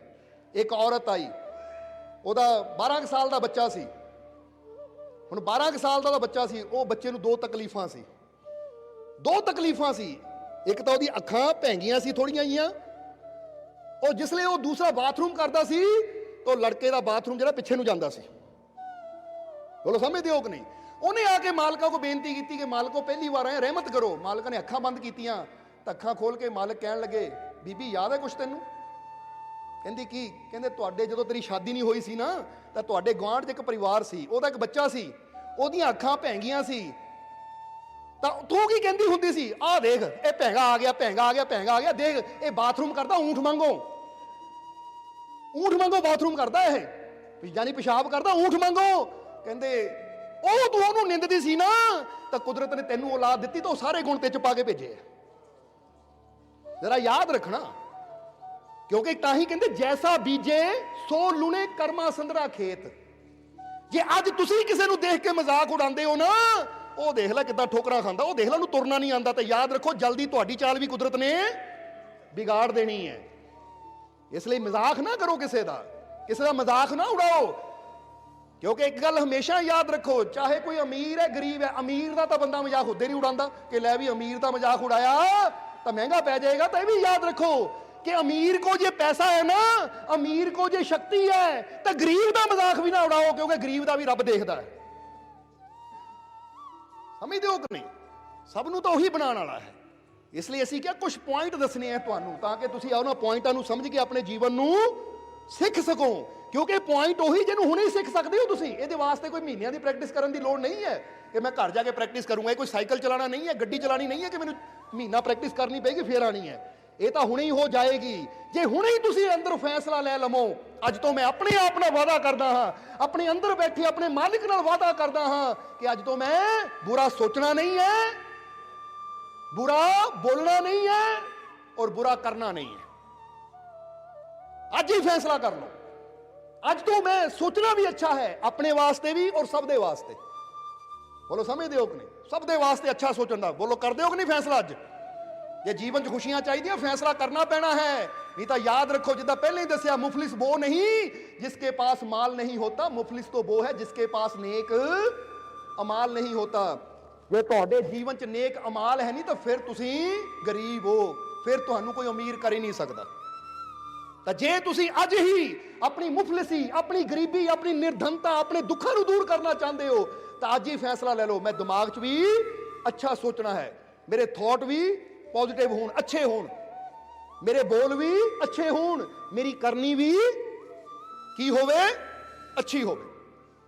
ਨਾ ਮੈਂ ਆਪਣੇ ਬਾਰੇ ਬੁਰਾ ਸੋਚਣਾ ਹੈ। ਆਪਣੇ ਬਾਰੇ ਬੁਰਾ ਸੋਚਣ ਦਾ ਮਤਲਬ ਉਹ ਕਈ ਵਾਰ ਦੱਸ ਚੁੱਕੇ ਹਾਂ ਅਸੀਂ, ਹਾਏ ਮੈਂ ਬਿਮਾਰ ਹਾਂ, ਮੈਂ ਬਿਮਾਰ ਹਾਂ, ਮੇਰੀ ਬਿਮਾਰੀ ਨਹੀਂ ਖਤਮ ਹੁੰਦੀ। ਇਹ ਵੀ ਨੈਗੇਟਿਵ ਸੋਚਣਾ ਹੈ, ਇਹ ਵੀ ਬੰਦ ਕਰੋ। ਇਹ ਕਹਿਣਾ ਸ਼ੁਰੂ ਕਰੋ, ਮੈਂ ਠੀਕ ਹਾਂ, ਮਾਲਕ ਦੀ ਰਹਿਮਤ ਨਾਲ ਮੈਂ, ਮਾਲਕ ਦੀ ਰਹਿਮਤ ਨਾਲ ਮੈਂ, ਜਰਾ ਕਹਿ ਦਿਓ ਪੂਰੇ ਜੋਸ਼ ਨਾਲ ਦਿਲੋਂ, ਮਾਲਕ ਦੀ ਰਹਿਮਤ ਨਾਲ ਮੈਂ, ਮਾਲਕ ਦੀ ਰਹਿਮਤ ਨਾਲ ਮੈਂ, ਮਾਲਕ ਦੀ ਰਹਿਮਤ ਨਾਲ ਮੈਂ ਠੀਕ ਹੈ। ਦਾ ਮਤਲਬ ਹਰ ਤਰ੍ਹਾਂ ਨਾਲ ਠੀਕ ਆ।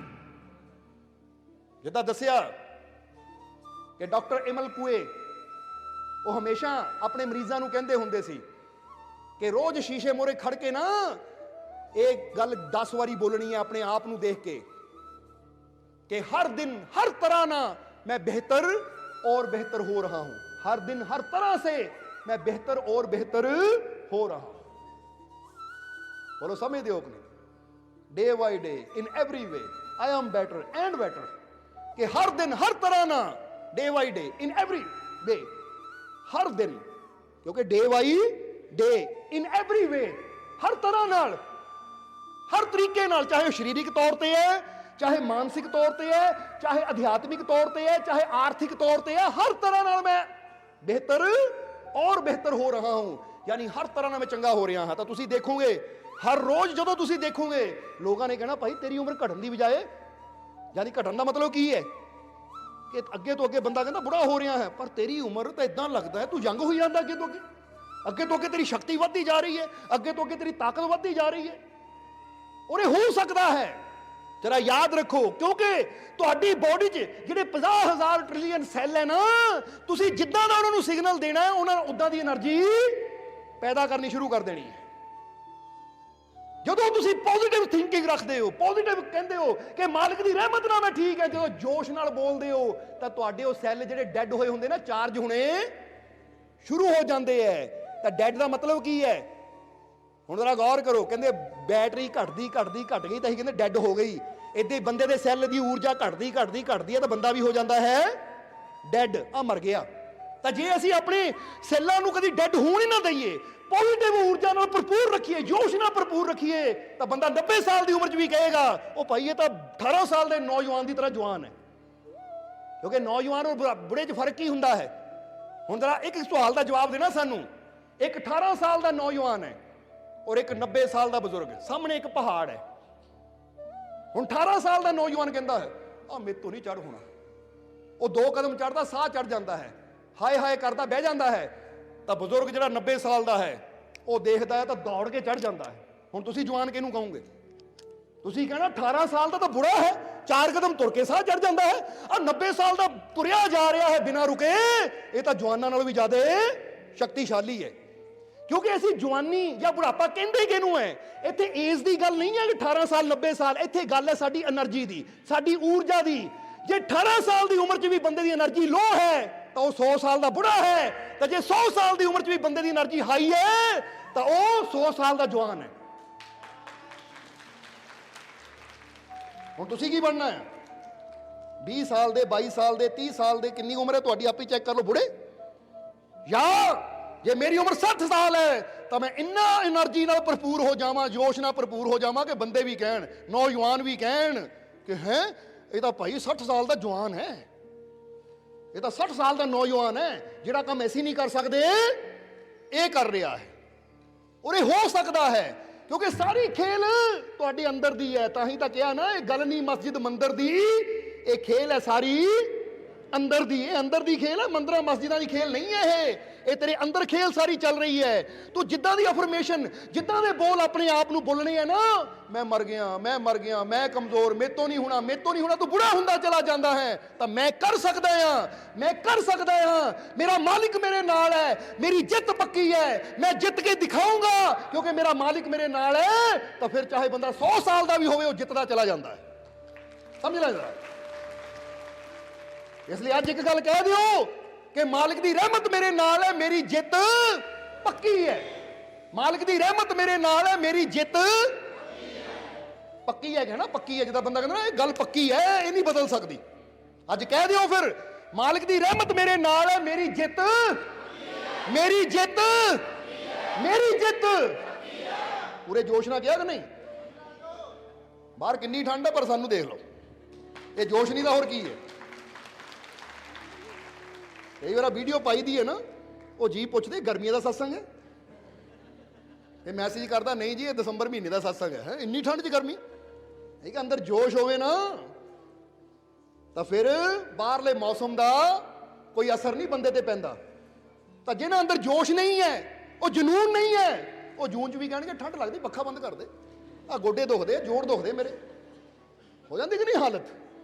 ਸੋ ਤੁਹਾਡੇ ਅੰਦਰ ਉਹ ਏਡੀ ਵੱਡੀ ਤਾਕਤ ਹੈ, ਤੁਹਾਡੇ ਅੰਦਰ ਏਡੀ ਵੱਡੀ એનર્ਜੀ ਹੈ। ਇਸ ਲਈ ਇੱਕ ਸਵਾਲ ਦਾ ਜਵਾਬ ਦਿਓ ਸਾਨੂੰ ਕਿ ਸ਼ੇਰ ਦਾ ਬੱਚਾ ਕੌਣ ਹੁੰਦਾ ਹੈ? ਬੜੀ ਹੌਲੀ ਆਵਾਜ਼ ਆਈ।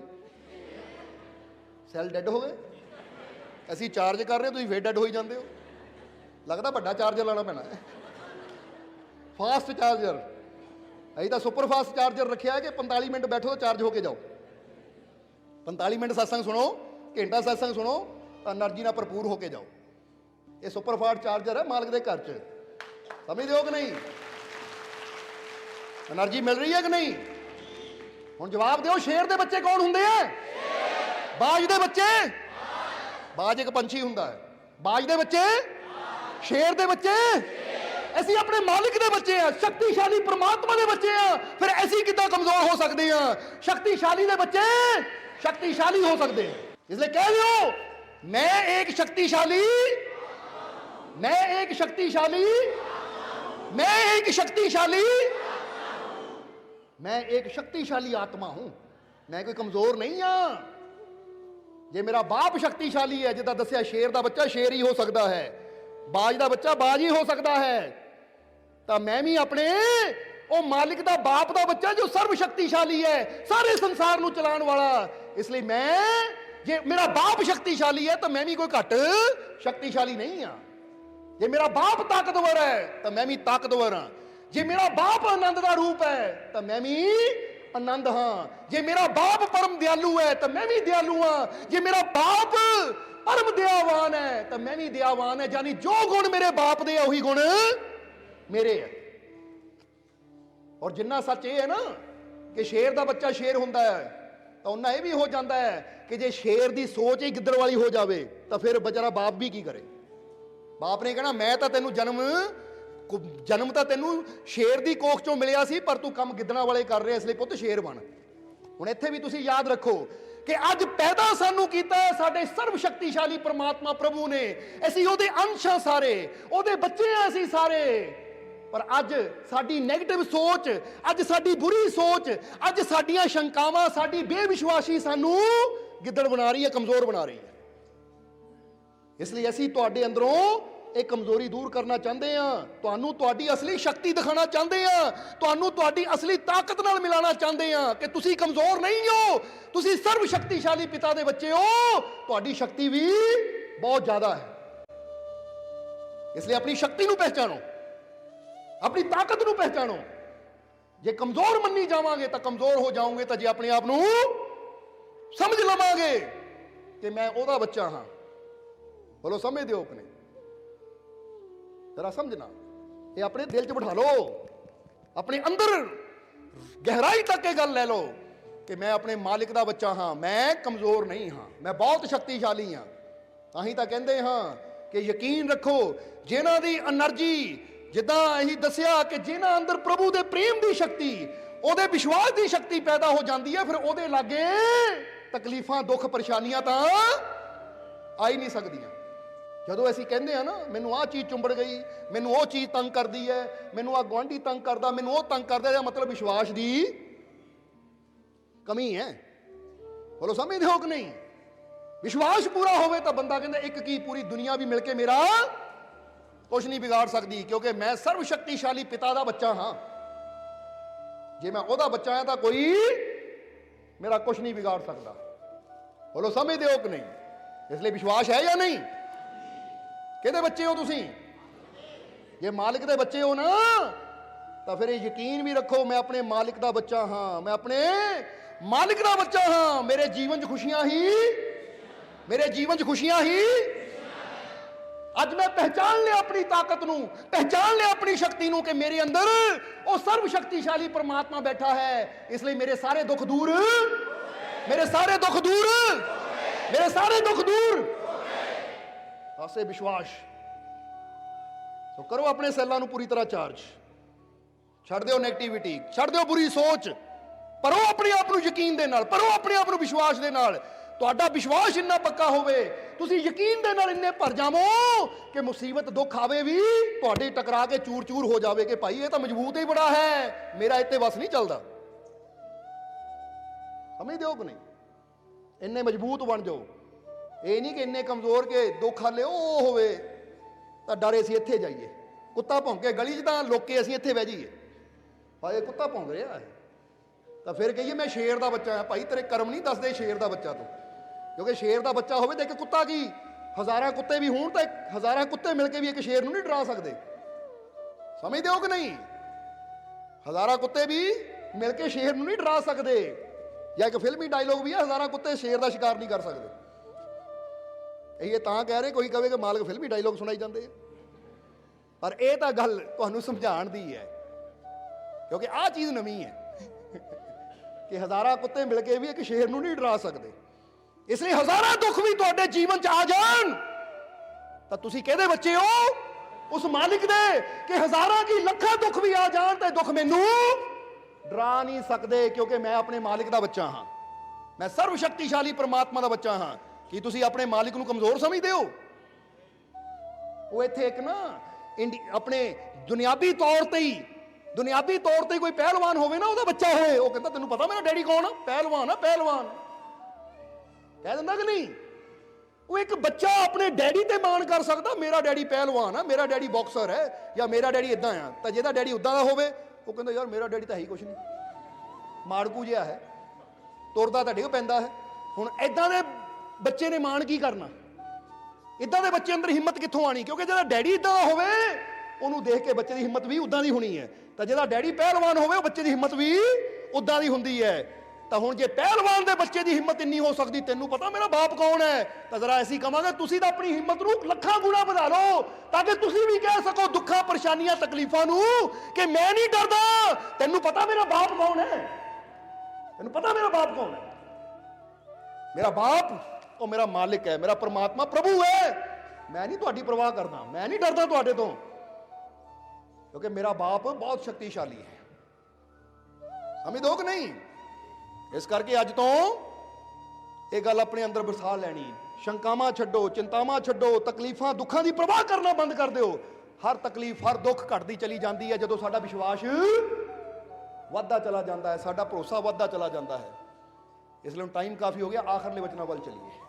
ਜੇ ਜੀਵਨ 'ਚ ਖੁਸ਼ੀਆਂ ਚਾਹੀਦੀਆਂ ਹੈ ਤਾਂ ਅੱਜ ਤੋਂ ਨੇਕ ਅਮਾਲ ਸ਼ੁਰੂ ਕਰ ਦਿਓ। ਅੱਛਾ ਦੇਖਣਾ, ਅੱਛਾ ਬੋਲਣਾ, ਅੱਛਾ ਕਰਨਾ, ਕਿਉਂਕਿ ਜਦੋਂ ਤੁਸੀਂ ਅੱਛਾ ਕਰਦੇ ਹੋ, ਅੱਛਾ ਬੋਲਦੇ ਹੋ, ਅੱਛਾ ਦੇਖਦੇ ਹੋ, ਤਾਂ ਇਹ ਉਹ ਨੇਕੀਆਂ ਹੈ ਕਿ ਜਦੋਂ ਤੁਹਾਡੇ ਜੀਵਨ 'ਚ ਨੇਕੀਆਂ ਵੱਧਦੀਆਂ ਹੈ ਤਾਂ ਤੁਹਾਡੇ ਜੀਵਨ 'ਚ ਖੁਸ਼ੀਆਂ ਵੀ, ਬਰਕਤਾਂ ਵੀ, ਤੰਦਰੁਸਤੀ ਵੀ, ਹਰ ਚੀਜ਼ ਵੱਧਦੀ ਚਲੀ ਜਾਂਦੀ ਹੈ। ਇਸ ਲਈ ਅੱਜ ਤੋਂ ਬਾਅਦ ਕਿਸੇ ਨੂੰ ਦੇਖ ਕੇ ਬੁਰਾ ਬੋਲਣਾ ਨਹੀਂ ਹੈ, ਕਿਸੇ ਨੂੰ ਦੇਖ ਕੇ ਸੜਨਾ ਨਹੀਂ ਹੈ, ਕਿਸੇ ਨੂੰ ਦੇਖ ਕੇ ਮਾੜੀ ਸੋਚ ਨਹੀਂ ਰੱਖਣੀ, ਬਲਕਿ ਸਭ ਦੇ ਵਾਸਤੇ ਅੱਛੀ ਸੋਚ ਰੱਖਣੀ ਹੈ, ਕਿਉਂਕਿ ਸਭ ਦੇ ਹੀ ਖੁਸ਼ੀ ਵਿੱਚ ਹੀ ਸਾਡੀ ਖੁਸ਼ੀ ਹੈ, ਸਭ ਦੀ ਜਿੱਤ ਵਿੱਚ ਹੀ ਸਾਡੀ ਜਿੱਤ ਹੈ, ਸਭ ਕੀ ਜੀਤ में हमारी जीत है। ਇਹ ਯਾਦ ਰੱਖਣਾ ਕਿ ਜਦੋਂ ਮੈਂ ਦੂਜਿਆਂ ਦੀ ਜਿੱਤ ਦੀ ਦੁਆ ਕਰੂੰਗਾ ਤਾਂ ਮੇਰੀ ਜਿੱਤ ਪੱਕੀ ਹੈ, ਜਦੋਂ ਮੈਂ ਦੂਜਿਆਂ ਦੀ ਖੁਸ਼ੀ ਦੀ ਦੁਆ ਕਰੂੰਗਾ, ਦੂਜਿਆਂ ਦੇ ਸੁੱਖਾਂ ਦੀ ਦੁਆ ਕਰੂੰਗਾ ਤਾਂ ਮੈਨੂੰ ਜ਼ਰੂਰ ਸੁੱਖ ਮਿਲਣਗੇ, ਮੈਨੂੰ ਜ਼ਰੂਰ ਖੁਸ਼ੀਆਂ ਮਿਲਣਗੀਆਂ, ਕਿਉਂਕਿ ਇਹ ਤੁਹਾਡੀ ਦੁਆ ਦਾ ਅਸਰ ਹੈ ਕਿ ਜੈਸੀ ਤੁਸੀਂ ਦੁਆ ਸਭ ਦੇ ਵਾਸਤੇ ਕਰਨੀ ਹੈ, ਤੁਹਾਡੇ ਰੱਬ ਨੇ ਕਹਿਣਾ ਇਹ ਚੀਜ਼ ਸਭ ਦੇ ਵਾਸਤੇ ਮੰਗ ਰਿਹਾ, ਇਹਨੂੰ ਬੜੀ ਚੰਗੀ ਲੱਗਦੀ ਹੈ, ਇਸ ਲਈ ਇਹਨੂੰ ਕਈ ਗੁਣਾ ਦੇਵਾਂ। ਜਿਹਦਾ ਚਾਕਲੇਟ ਦੀ ਗੱਲ ਦੱਸੀ ਬੱਚੇ ਵਾਲੀ, ਕਿ ਜਦੋਂ ਬੱਚਾ ਦਿੰਦਾ ਹੈ ਨਾ, ਮਾਂ-ਬਾਪ ਦਾ ਦਿਲ ਆਪ ਕਰਦਾ ਹੈ ਦੂਜਿਆਂ ਨੂੰ ਦਿੱਤਾ, ਅਗਲੀ ਵਾਰ ਨੂੰ ਇਹਨੂੰ 2 ਦੇਣੀਆਂ ਜਾਂ 3 ਦੇਣੀਆਂ ਲਿਆ ਕੇ, ਤਾਂ ਜੇ ਇੱਕ ਵੀ ਨਾ ਦੇਵੇ ਉਹ ਰੋਈ ਜਾਵੇ ਮੇਰੀ ਮੇਰੀ ਮੈਂ ਨਹੀਂ ਦੇਣੀ, ਤਾਂ ਫਿਰ ਮਾਂ-ਬਾਪ ਵੀ ਖਿੱਚ ਕੇ ਕੀ ਕਹਿੰਦੇ ਆ, ਇਹਨੂੰ ਦੇਣੀ ਨਹੀਂ ਅੱਗੇ ਤੋਂ, ਤਾਂ ਕਿ ਝਗੜਾ ਹੀ ਨਾ ਹੋਵੇ, ਇਦਾਂ ਦਾ ਹੋ ਜਾਂਦਾ ਕਿ ਨਹੀਂ। ਹੁਣ ਤੁਸੀਂ ਸੋਚੋ, ਤੁਸੀਂ ਦਾਤਾਂ ਚਾਹੁੰਦੇ ਹੋ, ਖੁਸ਼ੀਆਂ ਚਾਹੁੰਦੇ ਹੋ, ਤਾਂ ਅੱਜ ਤੋਂ ਨੇਕੀਆਂ ਕਰਨੀਆਂ ਸ਼ੁਰੂ ਕਰ ਦਿਓ। ਜਿੱਦਾਂ ਦੱਸਿਆ, ਇਹਨਾਂ ਹੱਥਾਂ ਨਾਲ ਦਾਨ ਪੁੰਨ ਦਾ ਕਰਮ ਕਰੋ, ਚਾਹੇ ਥੋੜਾ ਹੀ ਕਰੋ, ਜਿੰਨਾ ਹੋ ਸਕਦਾ ਹਿੰਮਤ ਅਨੁਸਾਰ ਦਾਨ ਕਰੋ, ਚਾਹੇ ਥੋੜਾ ਹੀ ਕਰੋ, ਜਿੰਨਾ ਹੋ ਸਕਦਾ ਅੱਛਾ ਕਰੋ, ਪਰ ਅੱਛਾ ਕਰਨ ਦੀ ਆਦਤ ਤਾਂ ਪਾਓ, ਕਿਉਂਕਿ ਸ਼ੁਰੂਆਤ ਕਰਾਂਗੇ ਤਾਂ ਹੀ ਅੱਗੇ ਵਧਾਂਗੇ। ਬੋਲੋ ਸਮਝਦੇ ਹੋ ਕਿ ਨਹੀਂ। ਔਰ ਜਾਂਦੇ ਜਾਂਦੇ ਇੱਕ ਸਵਾਲ ਦਾ ਜਵਾਬ ਜਿੱਦਾਂ ਦੱਸਿਆ ਸੀ ਕਿ ਲਾਲ ਕੱਪੜੇ ਕ੍ਰਿਸਮਸ ਤੇ ਕਿਉਂ ਪਾਏ ਜਾਂਦੇ ਆ, ਛੋਟ ਲਫ਼ਜ਼ਾਂ 'ਚ ਦੱਸ ਦਈਏ ਕਿ ਕ੍ਰਿਸਮਸ ਦਾ ਲਾਲ ਕੱਪੜੇ ਦੇ ਨਾਲ ਕੀ ਲਿੰਕ ਹੈ। ਹੁਣ ਜੀਸਸ ਕ੍ਰਾਈਸਟ ਨੇ ਕਦੀ ਲਾਲ ਕੱਪੜੇ ਨਹੀਂ ਪਾਏ, ਪਰ ਫਿਰ ਵੀ ਕ੍ਰਿਸਮਸ ਤੇ ਲਾਲ ਕੱਪੜੇ ਪਾਏ ਜਾਂਦੇ ਹੈ, ਕਿਉਂਕਿ ਲਾਲ ਕੱਪੜਾ ਸੈਂਟਾ ਕਲੌਜ਼ ਦੇ ਨਾਲ ਜੁੜਿਆ ਹੋਇਆ ਹੈ। ਇੱਕ ਸੰਤ ਹੋਏ ਸੀ ਜਿਨ੍ਹਾਂ ਦਾ ਨਾਮ ਸੀ ਸੈਂਟ ਨਿਕਲਸ, ਜਰਾ ਗੌਰ ਕਰਨਾ, ਸੈਂਟ ਨਿਕਲਸ ਉਹਨਾਂ ਦਾ ਨਾਮ ਸੀ। ਉਹ ਇੰਨੇ ਜੀਸਸ ਨਾਲ ਪ੍ਰੇਮ ਕਰਦੇ ਸੀ ਕਿ ਜਦੋਂ ਵੀ ਕ੍ਰਿਸਮਸ ਆਣੀ ਤਾਂ ਉਹਨਾਂ ਨੇ ਰਾਤ ਨੂੰ ਚੋਰੀ ਚੋਰੀ ਜਾਣਾ, ਚੋਰੀ ਚੋਰੀ ਜਾ ਕੇ ਕਿਸੇ ਦੇ ਦਰਵਾਜ਼ੇ ਅੱਗੇ ਕੋਈ ਗਿਫਟ ਰੱਖ ਦੇਣਾ, ਕੋਈ ਚੀਜ਼ ਰੱਖ ਦੇਣੀ, ਕਿਸੇ ਜੁੱਤੀਆਂ 'ਚ ਪੈਸਾ ਰੱਖ ਦੇਣਾ, ਯਾਨੀ ਇੱਕ ਸਿੱਕਾ ਪਾ ਦੇਣਾ, ਕਿਸੇ ਨੇ ਕੋਈ ਝੋਲਾ ਟੰਗਿਆ ਉਹਦੇ 'ਚ ਕੁਝ ਪਾ ਦੇਣਾ, ਤਾਂ ਕਿ ਸਵੇਰ ਨੂੰ ਜਦੋਂ ਉੱਠੇ ਉਹ ਦੇਖੇ ਜੁੱਤੀ 'ਚੋਂ ਪੈਸਾ ਨਿਕਲਿਆ, ਉਹਨੂੰ ਖੁਸ਼ੀ ਹੋਏਗੀ। ਜਦੋਂ ਉਹ ਝੋਲਾ ਖੋਲੇਗਾ ਉਹ 'ਚੋਂ ਕੋਈ ਚੀਜ਼ ਮਿਲੇਗੀ। ਹੁਣ ਜਦੋਂ ਫ੍ਰੀ ਦੀ ਕੋਈ ਚੀਜ਼ ਮਿਲਦੀ ਹੁੰਦੇ ਨੂੰ ਖੁਸ਼ੀ ਹੁੰਦੀ ਹੈ ਕਿ ਨਹੀਂ, ਕਿ ਕੌਣ ਰੱਖ ਗਿਆ, ਕੌਣ ਕਰ ਗਿਆ। ਤਾਂ ਉਹ ਸੰਤਾਂ ਦਾ ਕੰਮ ਹੀ ਇਹ ਸੀ ਕਿ ਉਹਨਾਂ ਨੇ ਪਤਾ ਨਹੀਂ ਲੱਗਣ ਦੇਣਾ, ਰਾਤ ਨੂੰ ਨਿਕਲਣਾ, ਇੱਕ ਬੈਗ ਪਾ ਲੈਣਾ ਸੈਂਟ ਨਿਕਲਸ ਨੇ, ਔਰ ਬੈਗ ਪਾ ਕੇ ਉਹਨਾਂ ਨੇ ਉਹ ਸਾਰੇ ਪਾਸੇ ਵੰਡਣਾ। ਔਰ ਉਹ ਉਸ ਵੇਲੇ ਜਦੋਂ ਰਾਤ ਨੂੰ ਨਿਕਲਦੇ ਸੀ ਤਾਂ ਲਾਲ ਕੋਟ ਪਾ ਕੇ ਨਿਕਲਦੇ ਹੁੰਦੇ ਸੀ, ਕਿਉਂਕਿ ਕ੍ਰਿਸਮਸ 'ਚ ਠੰਡ ਬੜੀ ਹੁੰਦੀ, ਤੁਹਾਨੂੰ ਪਤਾ ਦਸੰਬਰ ਮਹੀਨੇ 'ਚ ਬੜੀ ਸਰਦੀ ਹੁੰਦੀ ਹੈ। ਹੁਣ ਕਈਆਂ ਨੇ ਪਿੱਠ ਦੇਖਣੀ, ਉਹ ਗਿਆ ਲਾਲ ਕੱਪੜੇ ਵਾਲਾ, ਕਿਉਂਕਿ ਕਈ ਇਦਾਂ ਦੇ ਵੀ ਹੁੰਦੇ ਆ ਰਾਤ ਨੂੰ ਘੁੰਮਦੇ ਜਾਗਦੇ, ਪਰ ਕੋਈ ਉਹਨਾਂ ਦਾ ਚਿਹਰਾ ਨਹੀਂ ਦੇਖ ਪਾਉਂਦਾ ਸੀ, ਕਿਉਂਕਿ ਕੈਪ ਲੰਬੀ ਲਾ ਕੇ ਰੱਖਦੇ ਸੀ। ਤਾਂ ਫਿਰ ਉਹਨਾਂ ਨੂੰ ਕੀ ਕਿਹਾ ਕਈਆਂ ਨੇ, ਉਹ ਖੁਸ਼ੀਆਂ ਦੇਣ ਵਾਲਾ ਹੈ, ਉਹ ਖੁਸ਼ੀਆਂ ਵੰਡਣ ਵਾਲਾ ਹੈ, ਕਿਉਂਕਿ ਜਿਹੜਾ ਬਿਨਾਂ ਕਿਸੇ ਇੱਛਾ ਤੋਂ ਦੂਜਿਆਂ ਨੂੰ ਦੇ ਰਿਹਾ ਹੈ, ਇਹਦਾ ਮਤਲਬ ਇਹ ਕੋਈ ਸੰਤ ਹੀ ਹੋ ਸਕਦਾ ਹੈ। ਫਿਰ ਉਹ ਸੈਂਟ ਤੋਂ ਸੰਤਾ ਕਲੋਜ਼ ਹੋ ਗਿਆ। ਫਿਰ ਹੌਲੀ ਹੌਲੀ ਕਹਾਣੀ ਬਣਦੀ ਗਈ ਕਿ ਕ੍ਰਿਸਮਸ ਦੀ ਰਾਤ ਆਂਦੀ ਹੈ, ਭਾਈ ਇੱਕ ਸੰਤ ਆਂਦੇ ਹੈ ਸੈਂਟਾ ਕਲੋਜ਼, ਕਿਉਂਕਿ ਬੱਚੇ ਨੂੰ ਇਹ ਕਹਾਣੀ ਜ਼ਿਆਦਾ ਪਸੰਦ ਆਂਦੀ ਕਿ ਉੜ ਕੇ ਆਵੇ, ਹਵਾ 'ਚੋਂ ਕੋਈ ਪਰੀ ਆਵੇ, ਕੋਈ ਫਰਿਸ਼ਤਾ ਆਵੇ ਔਰ ਆ ਕੇ ਸਾਡੇ ਚਿਮਨੀ 'ਚ ਕੁਝ ਰੱਖ ਜਾਵੇ। ਫਿਰ ਇਹ ਕਹਾਣੀ ਬੱਚਿਆਂ ਨੂੰ ਇਦਾਂ ਸੁਣਾਈ ਜਾਣ ਲੱਗੀ, ਬੱਚਿਆਂ ਨੇ ਕਹਿਣਾ ਕਿੱਥੋਂ ਆਂਦਾ ਸੀ ਉਹ, ਕਿੱਦਾਂ ਆਂਦਾ ਸੀ ਉਹ, ਤਾਂ ਫਿਰ ਮਾਂ-ਬਾਪ ਨੇ ਸੁਣਾਣੀ ਇਸ ਤਰ੍ਹਾਂ ਆਂਦਾ ਸੀ।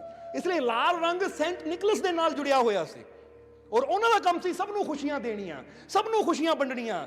ਇਸ ਲਈ ਤਾਂ ਹੀ ਤਾਂ ਕਹਿੰਦੇ ਕ੍ਰਿਸਮਸ ਨੂੰ ਖੁਸ਼ੀਆਂ ਦਾ ਦਿਨ ਕਿਹਾ ਜਾਂਦਾ ਹੈ, ਕਿਉਂਕਿ ਯੂਰਪ ਵਿੱਚ ਬਾਹਰਲੇ ਦੇਸ਼ਾਂ 'ਚ, ਪਰ ਅਸੀਂ ਕਹਾਂਗੇ ਕਿ ਉੱਥੇ ਤਾਂ ਸਾਲ ਬਾਅਦ ਇੱਕ ਖੁਸ਼ੀ ਦਾ ਦਿਨ ਆਉਂਦਾ ਹੈ, ਪਰ ਅਸੀਂ ਆਪਣੇ ਆਪ ਨੂੰ ਕਹਾਂਗੇ ਕਰਮਾਂ ਵਾਲੇ ਹਾਂ ਕਿ ਅਸੀਂ ਭਾਰਤ ਦੀ ਧਰਤੀ ਤੇ ਆ। ਦੇਖੋ ਸਾਨੂੰ ਸਾਲ 'ਚ ਕਿੰਨੇ ਖੁਸ਼ੀਆਂ ਦੇ ਦਿਨ ਮਿਲ ਜਾਂਦੇ ਆ। ਲੋਹੜੀ ਦੀ ਖੁਸ਼ੀ ਆ ਗਈ, ਵਿਸਾਖੀ ਦੀ ਖੁਸ਼ੀ ਆ ਗਈ, ਹੋਲੀ ਦੀ ਖੁਸ਼ੀ ਆ ਗਈ, ਦੀਵਾਲੀ ਦੀ ਖੁਸ਼ੀ ਆ ਗਈ, ਦੁਸ਼ਹਿਰੇ ਦੀ ਖੁਸ਼ੀ ਆ ਗਈ, ਇੱਥੇ ਤੱਕ ਕਿ ਕ੍ਰਿਸਮਸ ਦੀ ਖੁਸ਼ੀ ਵੀ ਆ ਗਈ, ਈਦ ਦੀ ਖੁਸ਼ੀ ਆ ਗਈ। ਯਾਨੀ ਸਾਡਾ ਇਹ ਦੇਸ਼ ਇਦਾਂ ਦਾ ਹੈ ਜਿੱਥੇ ਹਰ ਤਿਉਹਾਰ ਨੂੰ ਅਸੀਂ ਖੁਸ਼ੀਆਂ ਨਾਲ ਮਨਾਉਂਦੇ ਹਾਂ। ਬੋਲੋ ਸਮਝਦੇ ਹੋ ਕਿ ਨਹੀਂ, ਔਰ ਰਲ ਮਿਲ ਕੇ ਮਨਾਉਂਦੇ ਹਾਂ। ਇਸ ਲਈ ਇਹ ਮੌਕੇ ਹੈ, ਗੁਰੂ ਰਹਿਬਰ ਪੀਰ ਫਕੀਰ ਦੱਸਦੇ ਐ ਕਿ ਦੇਖੋ ਕਿ ਤੁਹਾਨੂੰ ਕਿੰਨੇ ਖੁਸ਼ੀਆਂ ਦੇ ਮੌਕੇ ਮਿਲਦੇ ਆ ਭਾਈ, ਤੁਸੀਂ ਕਮ ਸੇ ਕਮ ਖੁਸ਼ ਹੋਣਾ ਹੀ ਸਿੱਖ ਲਓ, ਹੱਸਣਾ ਸਿੱਖ ਲਓ, ਮੁਸਕਰਾਣਾ ਹੀ ਸਿੱਖ ਲਓ। ਬੋਲੋ ਸਮਝਦੇ ਹੋ ਕਿ ਨਹੀਂ। ਇਸ ਲਈ ਅੱਜ ਤੋਂ ਮੁਸਕਰਾਣਾ ਹੈ। ਤੁਸੀਂ ਚਾਹੁੰਦੇ ਹੋ ਤੁਹਾਡੇ ਵਾਸਤੇ ਸਾਲ ਖੁਸ਼ੀਆਂ ਭਰਿਆ ਹੋਵੇ। ਚਲੋ ਹੁਣ ਵੀ ਗੱਲ ਕਰ ਲਈਏ, ਰਾਤ ਨੂੰ ਵੀ ਇਹਦੇ ਬਾਰੇ ਵਿਸਤਾਰ ਨਾਲ ਗੱਲ ਕਰਾਂਗੇ। ਹੁਣ ਇੱਕ ਇਸ਼ਾਰਾ ਕਰ ਦਈਏ, ਕਿਉਂਕਿ ਰਾਤ ਦਾ ਸਤਸੰਗ ਤਾਂ ਵੇ ਹੋਣਾ ਹੀ ਇਹਦੇ ਬਾਰੇ ਹੈ, ਪੂਰਾ ਜੋਸ਼ ਭਰਨਾ ਹੈ। ਹੁਣ ਇੱਕ ਗੱਲ ਕਰ ਲਓ, ਜਿਹੜੇ ਜੀਵ ਜਾਣ ਵਾਲੇ ਉਹ ਤਾਂ ਰਾਤ ਨੂੰ ਨਹੀਂ ਹੋਣਗੇ, ਇਸ ਲਈ ਉਹਨਾਂ ਨੂੰ ਹੁਣੇ ਕਰ ਲੈਂਦੇ ਆ, ਠੀਕ ਹੈ। ਜਿਹੜੇ ਰਹਿਣ ਵਾਲੇ ਉਹ ਰਾਤ ਨੂੰ ਵੀ, ਉਹਨਾਂ ਨੂੰ ਕੁਝ ਸਟੈਪ ਦੱਸਣੇ ਆ ਅਸੀਂ, ਪਰ ਜਿਹੜੇ ਹੁਣ ਜਾਣ ਵਾਲੇ ਉਹ ਹੁਣੇ ਥੋੜਾ ਜਿਹਾ ਸਟੈਪ ਕਵਾਂਗੇ। ਚਾਹੁੰਦੇ ਹੋ ਤੁਹਾਡੇ ਵਾਸਤੇ ਸਾਲ ਖੁਸ਼ੀਆਂ ਭਰਿਆ ਆਵੇ, ਚਾਹੁੰਦੇ ਹੋ ਖੁਸ਼ੀਆਂ ਭਰਿਆ ਆਵੇ, ਤਾਂ ਫਿਰ ਹੁਣ ਸਾਡੇ ਨਾਲ ਇੱਕ ਸਮਝੌਤਾ ਕਰ ਲਓ। ਸਮਝੌਤੇ ਦਾ ਮਤਲਬ ਸਮਝਦੇ ਹੋ ਨਾ। ਇੱਕ ਇਹਨੂੰ ਐਗਰੀਮੈਂਟ ਮਤਲਬ ਕਿ ਤੁਸੀਂ ਆਹ ਕਰਨਾ ਤਾਂ ਉਹਦੇ ਬਦਲੇ ਅਸੀਂ ਆਹ ਕਰਨਾ ਹੈ। ਬੋਲੋ ਸਮਝਦੇ ਹੋ ਕਿ ਨਹੀਂ? ਹੁਣ ਤੁਸੀਂ ਸਾਡੇ ਨਾਲ ਇੱਕ ਸਮਝੌਤਾ ਕਰ ਲਓ ਜੇ ਚਾਹੁੰਦੇ ਹੋ ਸਾਲ ਖੁਸ਼ੀਆਂ ਭਰਿਆ ਹੋਵੇ। ਉਹ ਕੀ ਸਮਝੌਤਾ ਹੈ ਕਿ ਤੁਸੀਂ ਅੱਜ ਤੋਂ ਸਾਡੇ ਨਾਲ ਇਹ ਵਾਅਦਾ ਕਰ ਲਓ ਕਿ ਤੁਹਾਡੇ ਚਿਹਰੇ ਤੇ ਹਮੇਸ਼ਾ ਸਮਾਈਲ ਰਹੇਗੀ, ਤੁਸੀਂ ਕਿਸੇ ਨੂੰ ਬੁਰਾ ਨਹੀਂ ਬੋਲੋਗੇ, ਤੁਹਾਡੇ ਚਿਹਰੇ ਤੇ ਹਮੇਸ਼ਾ ਸਮਾਈਲ ਰਹੇਗੀ, ਤੁਹਾਡੇ ਸੋਚ ਵਿੱਚ ਕਦੀ ਬੁਰਾਈ ਨਹੀਂ ਹੋਏਗੀ, ਕਦੀ ਬੁਰਾ ਨਹੀਂ ਸੋਚੋਗੇ, ਕਦੀ ਬੁਰਾ ਕਰੋਗੇ ਨਹੀਂ, ਚਿਹਰੇ ਤੇ ਹਮੇਸ਼ਾ ਸਮਾਈਲ ਰਹੇਗੀ। ਤਾਂ ਅਸੀਂ ਤੁਹਾਡੇ ਨਾਲ ਵਾਅਦਾ ਕਰਦੇ ਤੁਹਾਡੇ ਜੀਵਨ ਨੂੰ ਖੁਸ਼ੀਆਂ ਨਾਲ ਭਰ ਦੇਵਾਂਗੇ। ਇਹ ਵਾਅਦਾ ਕਰ ਰਹੇ ਹਾਂ ਸਟੇਜ ਤੇ ਬਹਿ ਕੇ। ਪਰ ਯਾਦ ਰੱਖੋ ਜਦੋਂ ਤੁਸੀਂ ਸਮਝੌਤਾ ਤੋੜਿਆ ਤਾਂ ਫਿਰ ਸਾਨੂੰ ਨਾ ਕਿਉਂਕਿ ਸਟੈਪ ਪਹਿਲਾਂ ਤੁਸੀਂ ਉਠਾਉਣਾ ਹੈ। ਵਾਅਦਾ ਕਰ ਲਓ ਮੈਂ ਚਿਹਰੇ ਤੇ ਹਮੇਸ਼ਾ ਸਮਾਈਲ ਰੱਖਣੀ ਹੈ।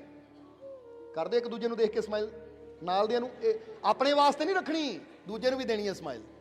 ਜਰਾ ਲੈਫਟ ਰਾਈਟ ਕਰੋ, ਤੁਹਾਡੇ ਲਾਗੇ ਬੈਠੇ ਦਿਓ ਸਮਾਈਲ, ਇੱਕ ਦੂਜੇ ਨੂੰ ਦੇਖੀਏ। ਚਾਹੁੰਦੇ ਹੋ ਖੁਸ਼ੀ? ਚਾਹੁੰਦੇ ਹੋ? ਫਿਰ ਆਲੇ ਦੁਆਲੇ ਤਾਂ ਪਹਿਲਾਂ ਦਿਓ, ਕਿਉਂਕਿ ਦੱਸਿਆ ਜੋ ਵੰਡਾਂਗੇ ਉਹੀ ਮਿਲਣਾ ਸਾਨੂੰ। ਹੁਣ ਜੇ ਇੱਥੇ ਅਸੀਂ ਨਾਲ ਦੇ ਨੂੰ ਦੇਖ ਕੇ ਨਹੀਂ ਮੁਸਕਰਾ ਸਕਦੇ, ਨਾਲ ਦੇ ਨੂੰ ਦੇਖ ਕੇ ਖੁਸ਼ੀ ਨਹੀਂ ਦੇ ਸਕਦੇ, ਤਾਂ ਰੱਬ ਨੇ ਕਹਿਣਾ ਜੇ ਤੇਰੇ ਲਾਗੇ ਬੈਠਾ ਸੀ ਉਹਨੂੰ ਖੁਸ਼ੀ ਦਿੱਤੀ ਨਹੀਂ ਤਾਂ ਮੈਂ ਤੈਨੂੰ ਕਿਉਂ ਦੇਵਾਂ। ਪਰ ਜਿੰਨਾ ਜ਼ਿਆਦਾ ਤੁਸੀਂ ਨਾਲ ਦੇ ਨੂੰ ਦੇਖ ਕੇ ਸਮਾਈਲ ਕਰੋਗੇ ਨਾ, ਵੱਡੀ ਖੁਸ਼ੀ ਦਵੋਗੇ, ਉਹਨਾਂ ਰੱਬ ਨੇ ਤੁਹਾਨੂੰ ਦੁੱਗਣੀਆਂ ਦੇਣੀਆਂ। ਹੁਣ ਜਰਾ ਕਰੋ ਇੱਕ ਵਾਰੀ ਫਿਰ ਦੇਖੀਏ ਜਰਾ ਕੌਣ ਕੌਣ ਦੇ ਰਿਹਾ ਇੱਕ ਦੂਜੇ ਨੂੰ, ਨਾਲ ਆਲੇ ਦੁਆਲੇ ਦੇਖ ਕੇ ਜਰਾ, ਕਿਉਂਕਿ ਨਾਲ ਦਾ ਹੱਸੇ। ਹਾਂ ਜੀ ਠੀਕ ਹੈ, ਦਿਓ ਸਮਾਈਲ। ਔਰ ਇਹ ਸਮਾਈਲ ਕਾਇਮ ਰੱਖਣੀ ਆਪਣੇ ਫੇਸ ਤੇ। ਤੁਸੀਂ ਇਹ ਸਮਾਈਲ ਕਾਇਮ ਰੱਖਣੀ ਹੈ। ਅੱਛਾ ਬੋਲਣਾ ਹੈ, ਅੱਛਾ ਸੋਚਣਾ ਹੈ, ਅੱਛਾ ਕਰਨਾ ਹੈ। ਇਹ ਤਿੰਨ ਚੀਜ਼ਾਂ ਤੁਸੀਂ ਕਰਨੀਆਂ ਤਾਂ ਤੁਹਾਡੇ ਪੂਰੇ ਜੀਵਨ ਦੀ ਗਰੰਟੀ ਅਸੀਂ ਲੈਂਦੇ ਖੁਸ਼ੀਆਂ ਨਾਲ ਭਰਾਂਗੇ ਉਹਨੂੰ।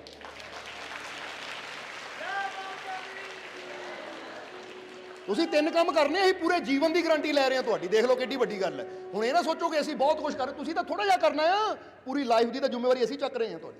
ਇੱਕ ਚਿਹਰੇ ਤੇ ਸਮਾਈਲ ਰੱਖਣਾ, ਅੱਛਾ ਸੋਚਣਾ, ਅੱਛਾ ਬੋਲਣਾ, ਅੱਛਾ ਕਰਨਾ। ਅਗਰ ਤੁਸੀਂ ਇਹ ਚਾਰ ਕੰਮ ਕਰਨ ਨੂੰ ਤਿਆਰ ਨਹੀਂ ਹੋ ਤਾਂ ਫਿਰ ਜ਼ਰਾ ਸੋਚੋ ਜ਼ਰਾ। ਤਾਂ ਫਿਰ ਬੰਦਾ ਕਹੇ ਰੱਬਾ ਮੈਨੂੰ ਖੁਸ਼ੀ ਨਹੀਂ ਦੇ ਰਿਹਾ, ਤਾਂ ਰੱਬ ਨੇ ਕਹਿਣਾ ਭੇਜਿਆ ਤਾਂ ਸੀ ਮੌਕਾ ਭਾਈ ਤੈਨੂੰ ਇੱਕ ਫਕੀਰ ਦੇ ਜ਼ਰੀਏ, ਪਰ ਤੂੰ ਹੀ ਨਹੀਂ ਐਗਰੀਮੈਂਟ ਸਾਈਨ ਕੀਤਾ, ਤਾਂ ਹੁਣ ਮੈਨੂੰ ਕਿਉਂ ਦੋਸ਼ ਦਿੰਦਾ ਹੈ? ਕਿਉਂਕਿ ਰੱਬ ਜਦ ਵੀ ਖੁਸ਼ੀਆਂ ਭੇਜਦਾ ਨਾ ਤਾਂ ਸੰਤਾਂ ਫਕੀਰਾਂ ਨੂੰ ਜ਼ਰੀਆ ਬਣਾ ਕੇ ਭੇਜਦਾ ਹੈ। ਅੱਜ ਸਮਝ ਲਓ ਇੱਕ ਨਵਾਂ ਸਾਲ ਚੜ ਰਿਹਾ, ਇਹ ਐਗਰੀਮੈਂਟ ਹੋ ਰਿਹਾ ਤੁਹਾਡੇ ਨਾਲ ਰੱਬ ਦਾ। ਇਹ ਸਾਡਾ ਨਹੀਂ ਹੈ, ਇਹ ਸਾਡੇ ਰੱਬ ਦਾ ਹੈ।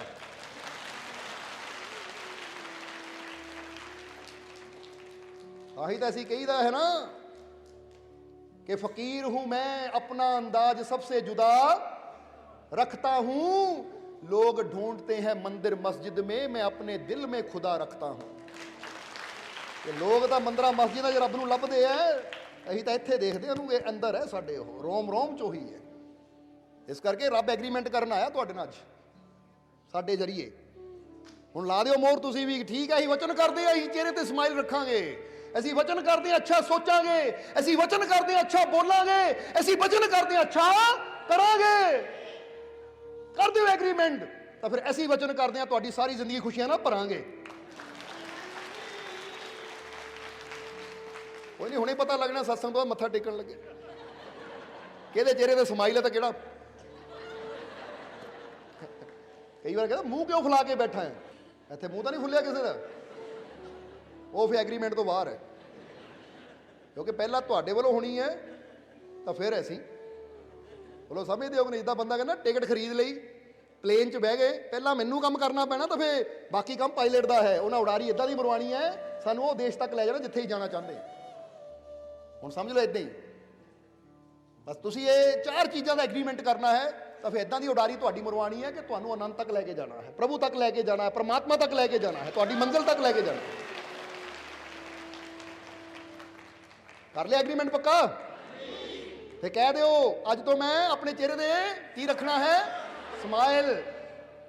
ਮੈਂ ਅੱਛਾ, ਮੈਂ ਅੱਛਾ, ਮੈਂ ਅੱਛਾ। ਸ਼ਾਬਾਸ਼। ਇਸ ਲਈ ਇਹ ਚੀਜ਼ ਨੂੰ ਹੁਣ ਦਿਲ 'ਚ ਬਿਠਾ ਲਿਓ, ਦਿਲ 'ਚ। ਹੋਰ ਨਾ ਇੱਥੋਂ ਨਿਕਲ ਕੇ ਬਾਹਰ ਜਾ ਕੇ ਕੀ ਕਿਹਾ ਸੀ ਮਾਲਕਾਂ ਨੇ ਭਲਾ?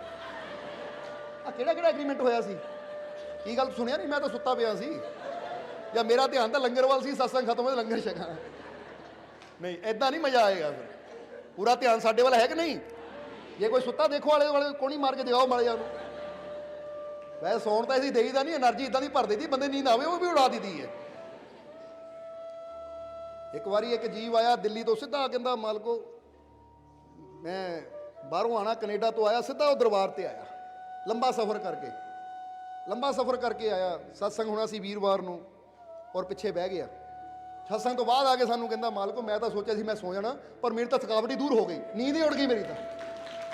ਠੀਕ ਹੈ, ਮਜ਼ਾ ਹੀ ਇਹ ਹੁੰਦਾ ਸਤਸੰਗ ਦਾ। ਇਹ ਥੋੜੀ ਇਹ ਸਤਸੰਗ ਸੌਣ ਥੋੜੀ ਆਉਂਦੇ ਆ, ਅਸੀਂ ਤਾਂ ਜਨਮਾਂ ਦੀ ਨੀਂਦ ਤੋਂ ਜਾਗਣ ਆਉਂਦੇ ਆ। ਮੁਰਸ਼ਿਦ ਦਾ ਕੰਮ ਹੀ ਹੁੰਦਾ ਸਾਨੂੰ ਜਗਾ ਦੇਣਾ, ਹਿਲਾ ਦੇਣਾ, ਇਦਾਂ ਹਿਲਾ ਦੇਣਾ ਕਿ ਬੰਦੇ ਦੀ ਸਾਰੀ ਸੁਸਤੀ ਜੇ ਦੂਰ ਹੋ ਜਾਵੇ। ਤੁਹਾਡੀ ਹੋਈ ਕਿ ਨਹੀਂ ਦੂਰ?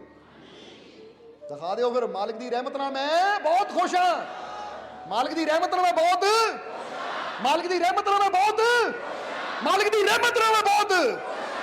ਹੁਣ ਇੱਕ ਕਹਿਣਾ ਮਾਲਕ ਦੀ ਰਹਿਮਤ ਨਾਲ ਹੀ ਕਹਿਣਾ, ਫਿਰ ਤੁਸੀਂ ਕਹਿਣਾ ਮੈਂ ਜੋਸ਼ ਨਾਲ ਭਰਪੂਰ ਹਾਂ। ਮਾਲਕ ਦੀ ਰਹਿਮਤ ਨਾਲ ਮੈਂ ਜੋਸ਼ ਨਾਲ, ਮੈਂ ਜੋਸ਼ ਨਾਲ, ਮੈਂ ਜੋਸ਼ ਨਾਲ। ਗਰਮੀ ਆਈ ਕਿ ਨਹੀਂ? ਕਿਹਨੂੰ ਆਈ ਗਰਮੀ? ਠੰਡ ਦੂਰ ਹੋਈ ਕਿ ਨਹੀਂ? ਬਹੁਤ ਅੱਛੀ ਗੱਲ ਹੈ। ਹੁਣ ਇਹ ਜੋਸ਼ ਨੂੰ ਕਾਇਮ ਰੱਖਣਾ ਹੈ, ਇਹ ਵਿਸ਼ਵਾਸ ਨੂੰ ਕਾਇਮ ਰੱਖਣਾ ਹੈ, ਕਿਉਂਕਿ ਜਿਹੜਾ ਅੱਛਾਈ ਨਾਲ ਜੁੜ ਗਿਆ, ਮਾਲਕ ਨਾਲ ਦਿਲੋਂ ਜੁੜ ਗਿਆ, ਜਿਹੜਾ ਹੋ ਗਿਆ ਉਸ ਮਾਲਿਕ ਦਾ, ਫਿਰ ਉਹਦੇ ਜੀਵਨ 'ਚ ਖੁਸ਼ੀਆਂ ਜ਼ਰੂਰ ਆਉਂਦੀਆਂ ਹੈ, ਖੁਸ਼ੀਆਂ ਜ਼ਰੂਰ ਮਿਲਦੀਆਂ ਹੈ, ਫਿਰ ਸਾਰੀਆਂ ਕਮੀਆਂ ਦੂਰ ਹੋ ਜਾਂਦੀਆਂ ਹੈ। ਇਸ ਲਈ ਇੱਕ ਵਾਰ ਫਿਰ ਤੁਹਾਨੂੰ ਕਵਾਂਗੇ ਕਿ ਤੁਹਾਨੂੰ ਸਾਰਿਆਂ ਨੂੰ ਆਉਣ ਵਾਲੇ ਸਾਲ ਦੀਆਂ ਬਹੁਤ ਬਹੁਤ ਵਧਾਈਆਂ। ਸੋਹਣਾ ਸੋਹਣਾ ਮੇਰਾ ਮੁਰਸ਼ਿਦ ਸੋਹਣਾ।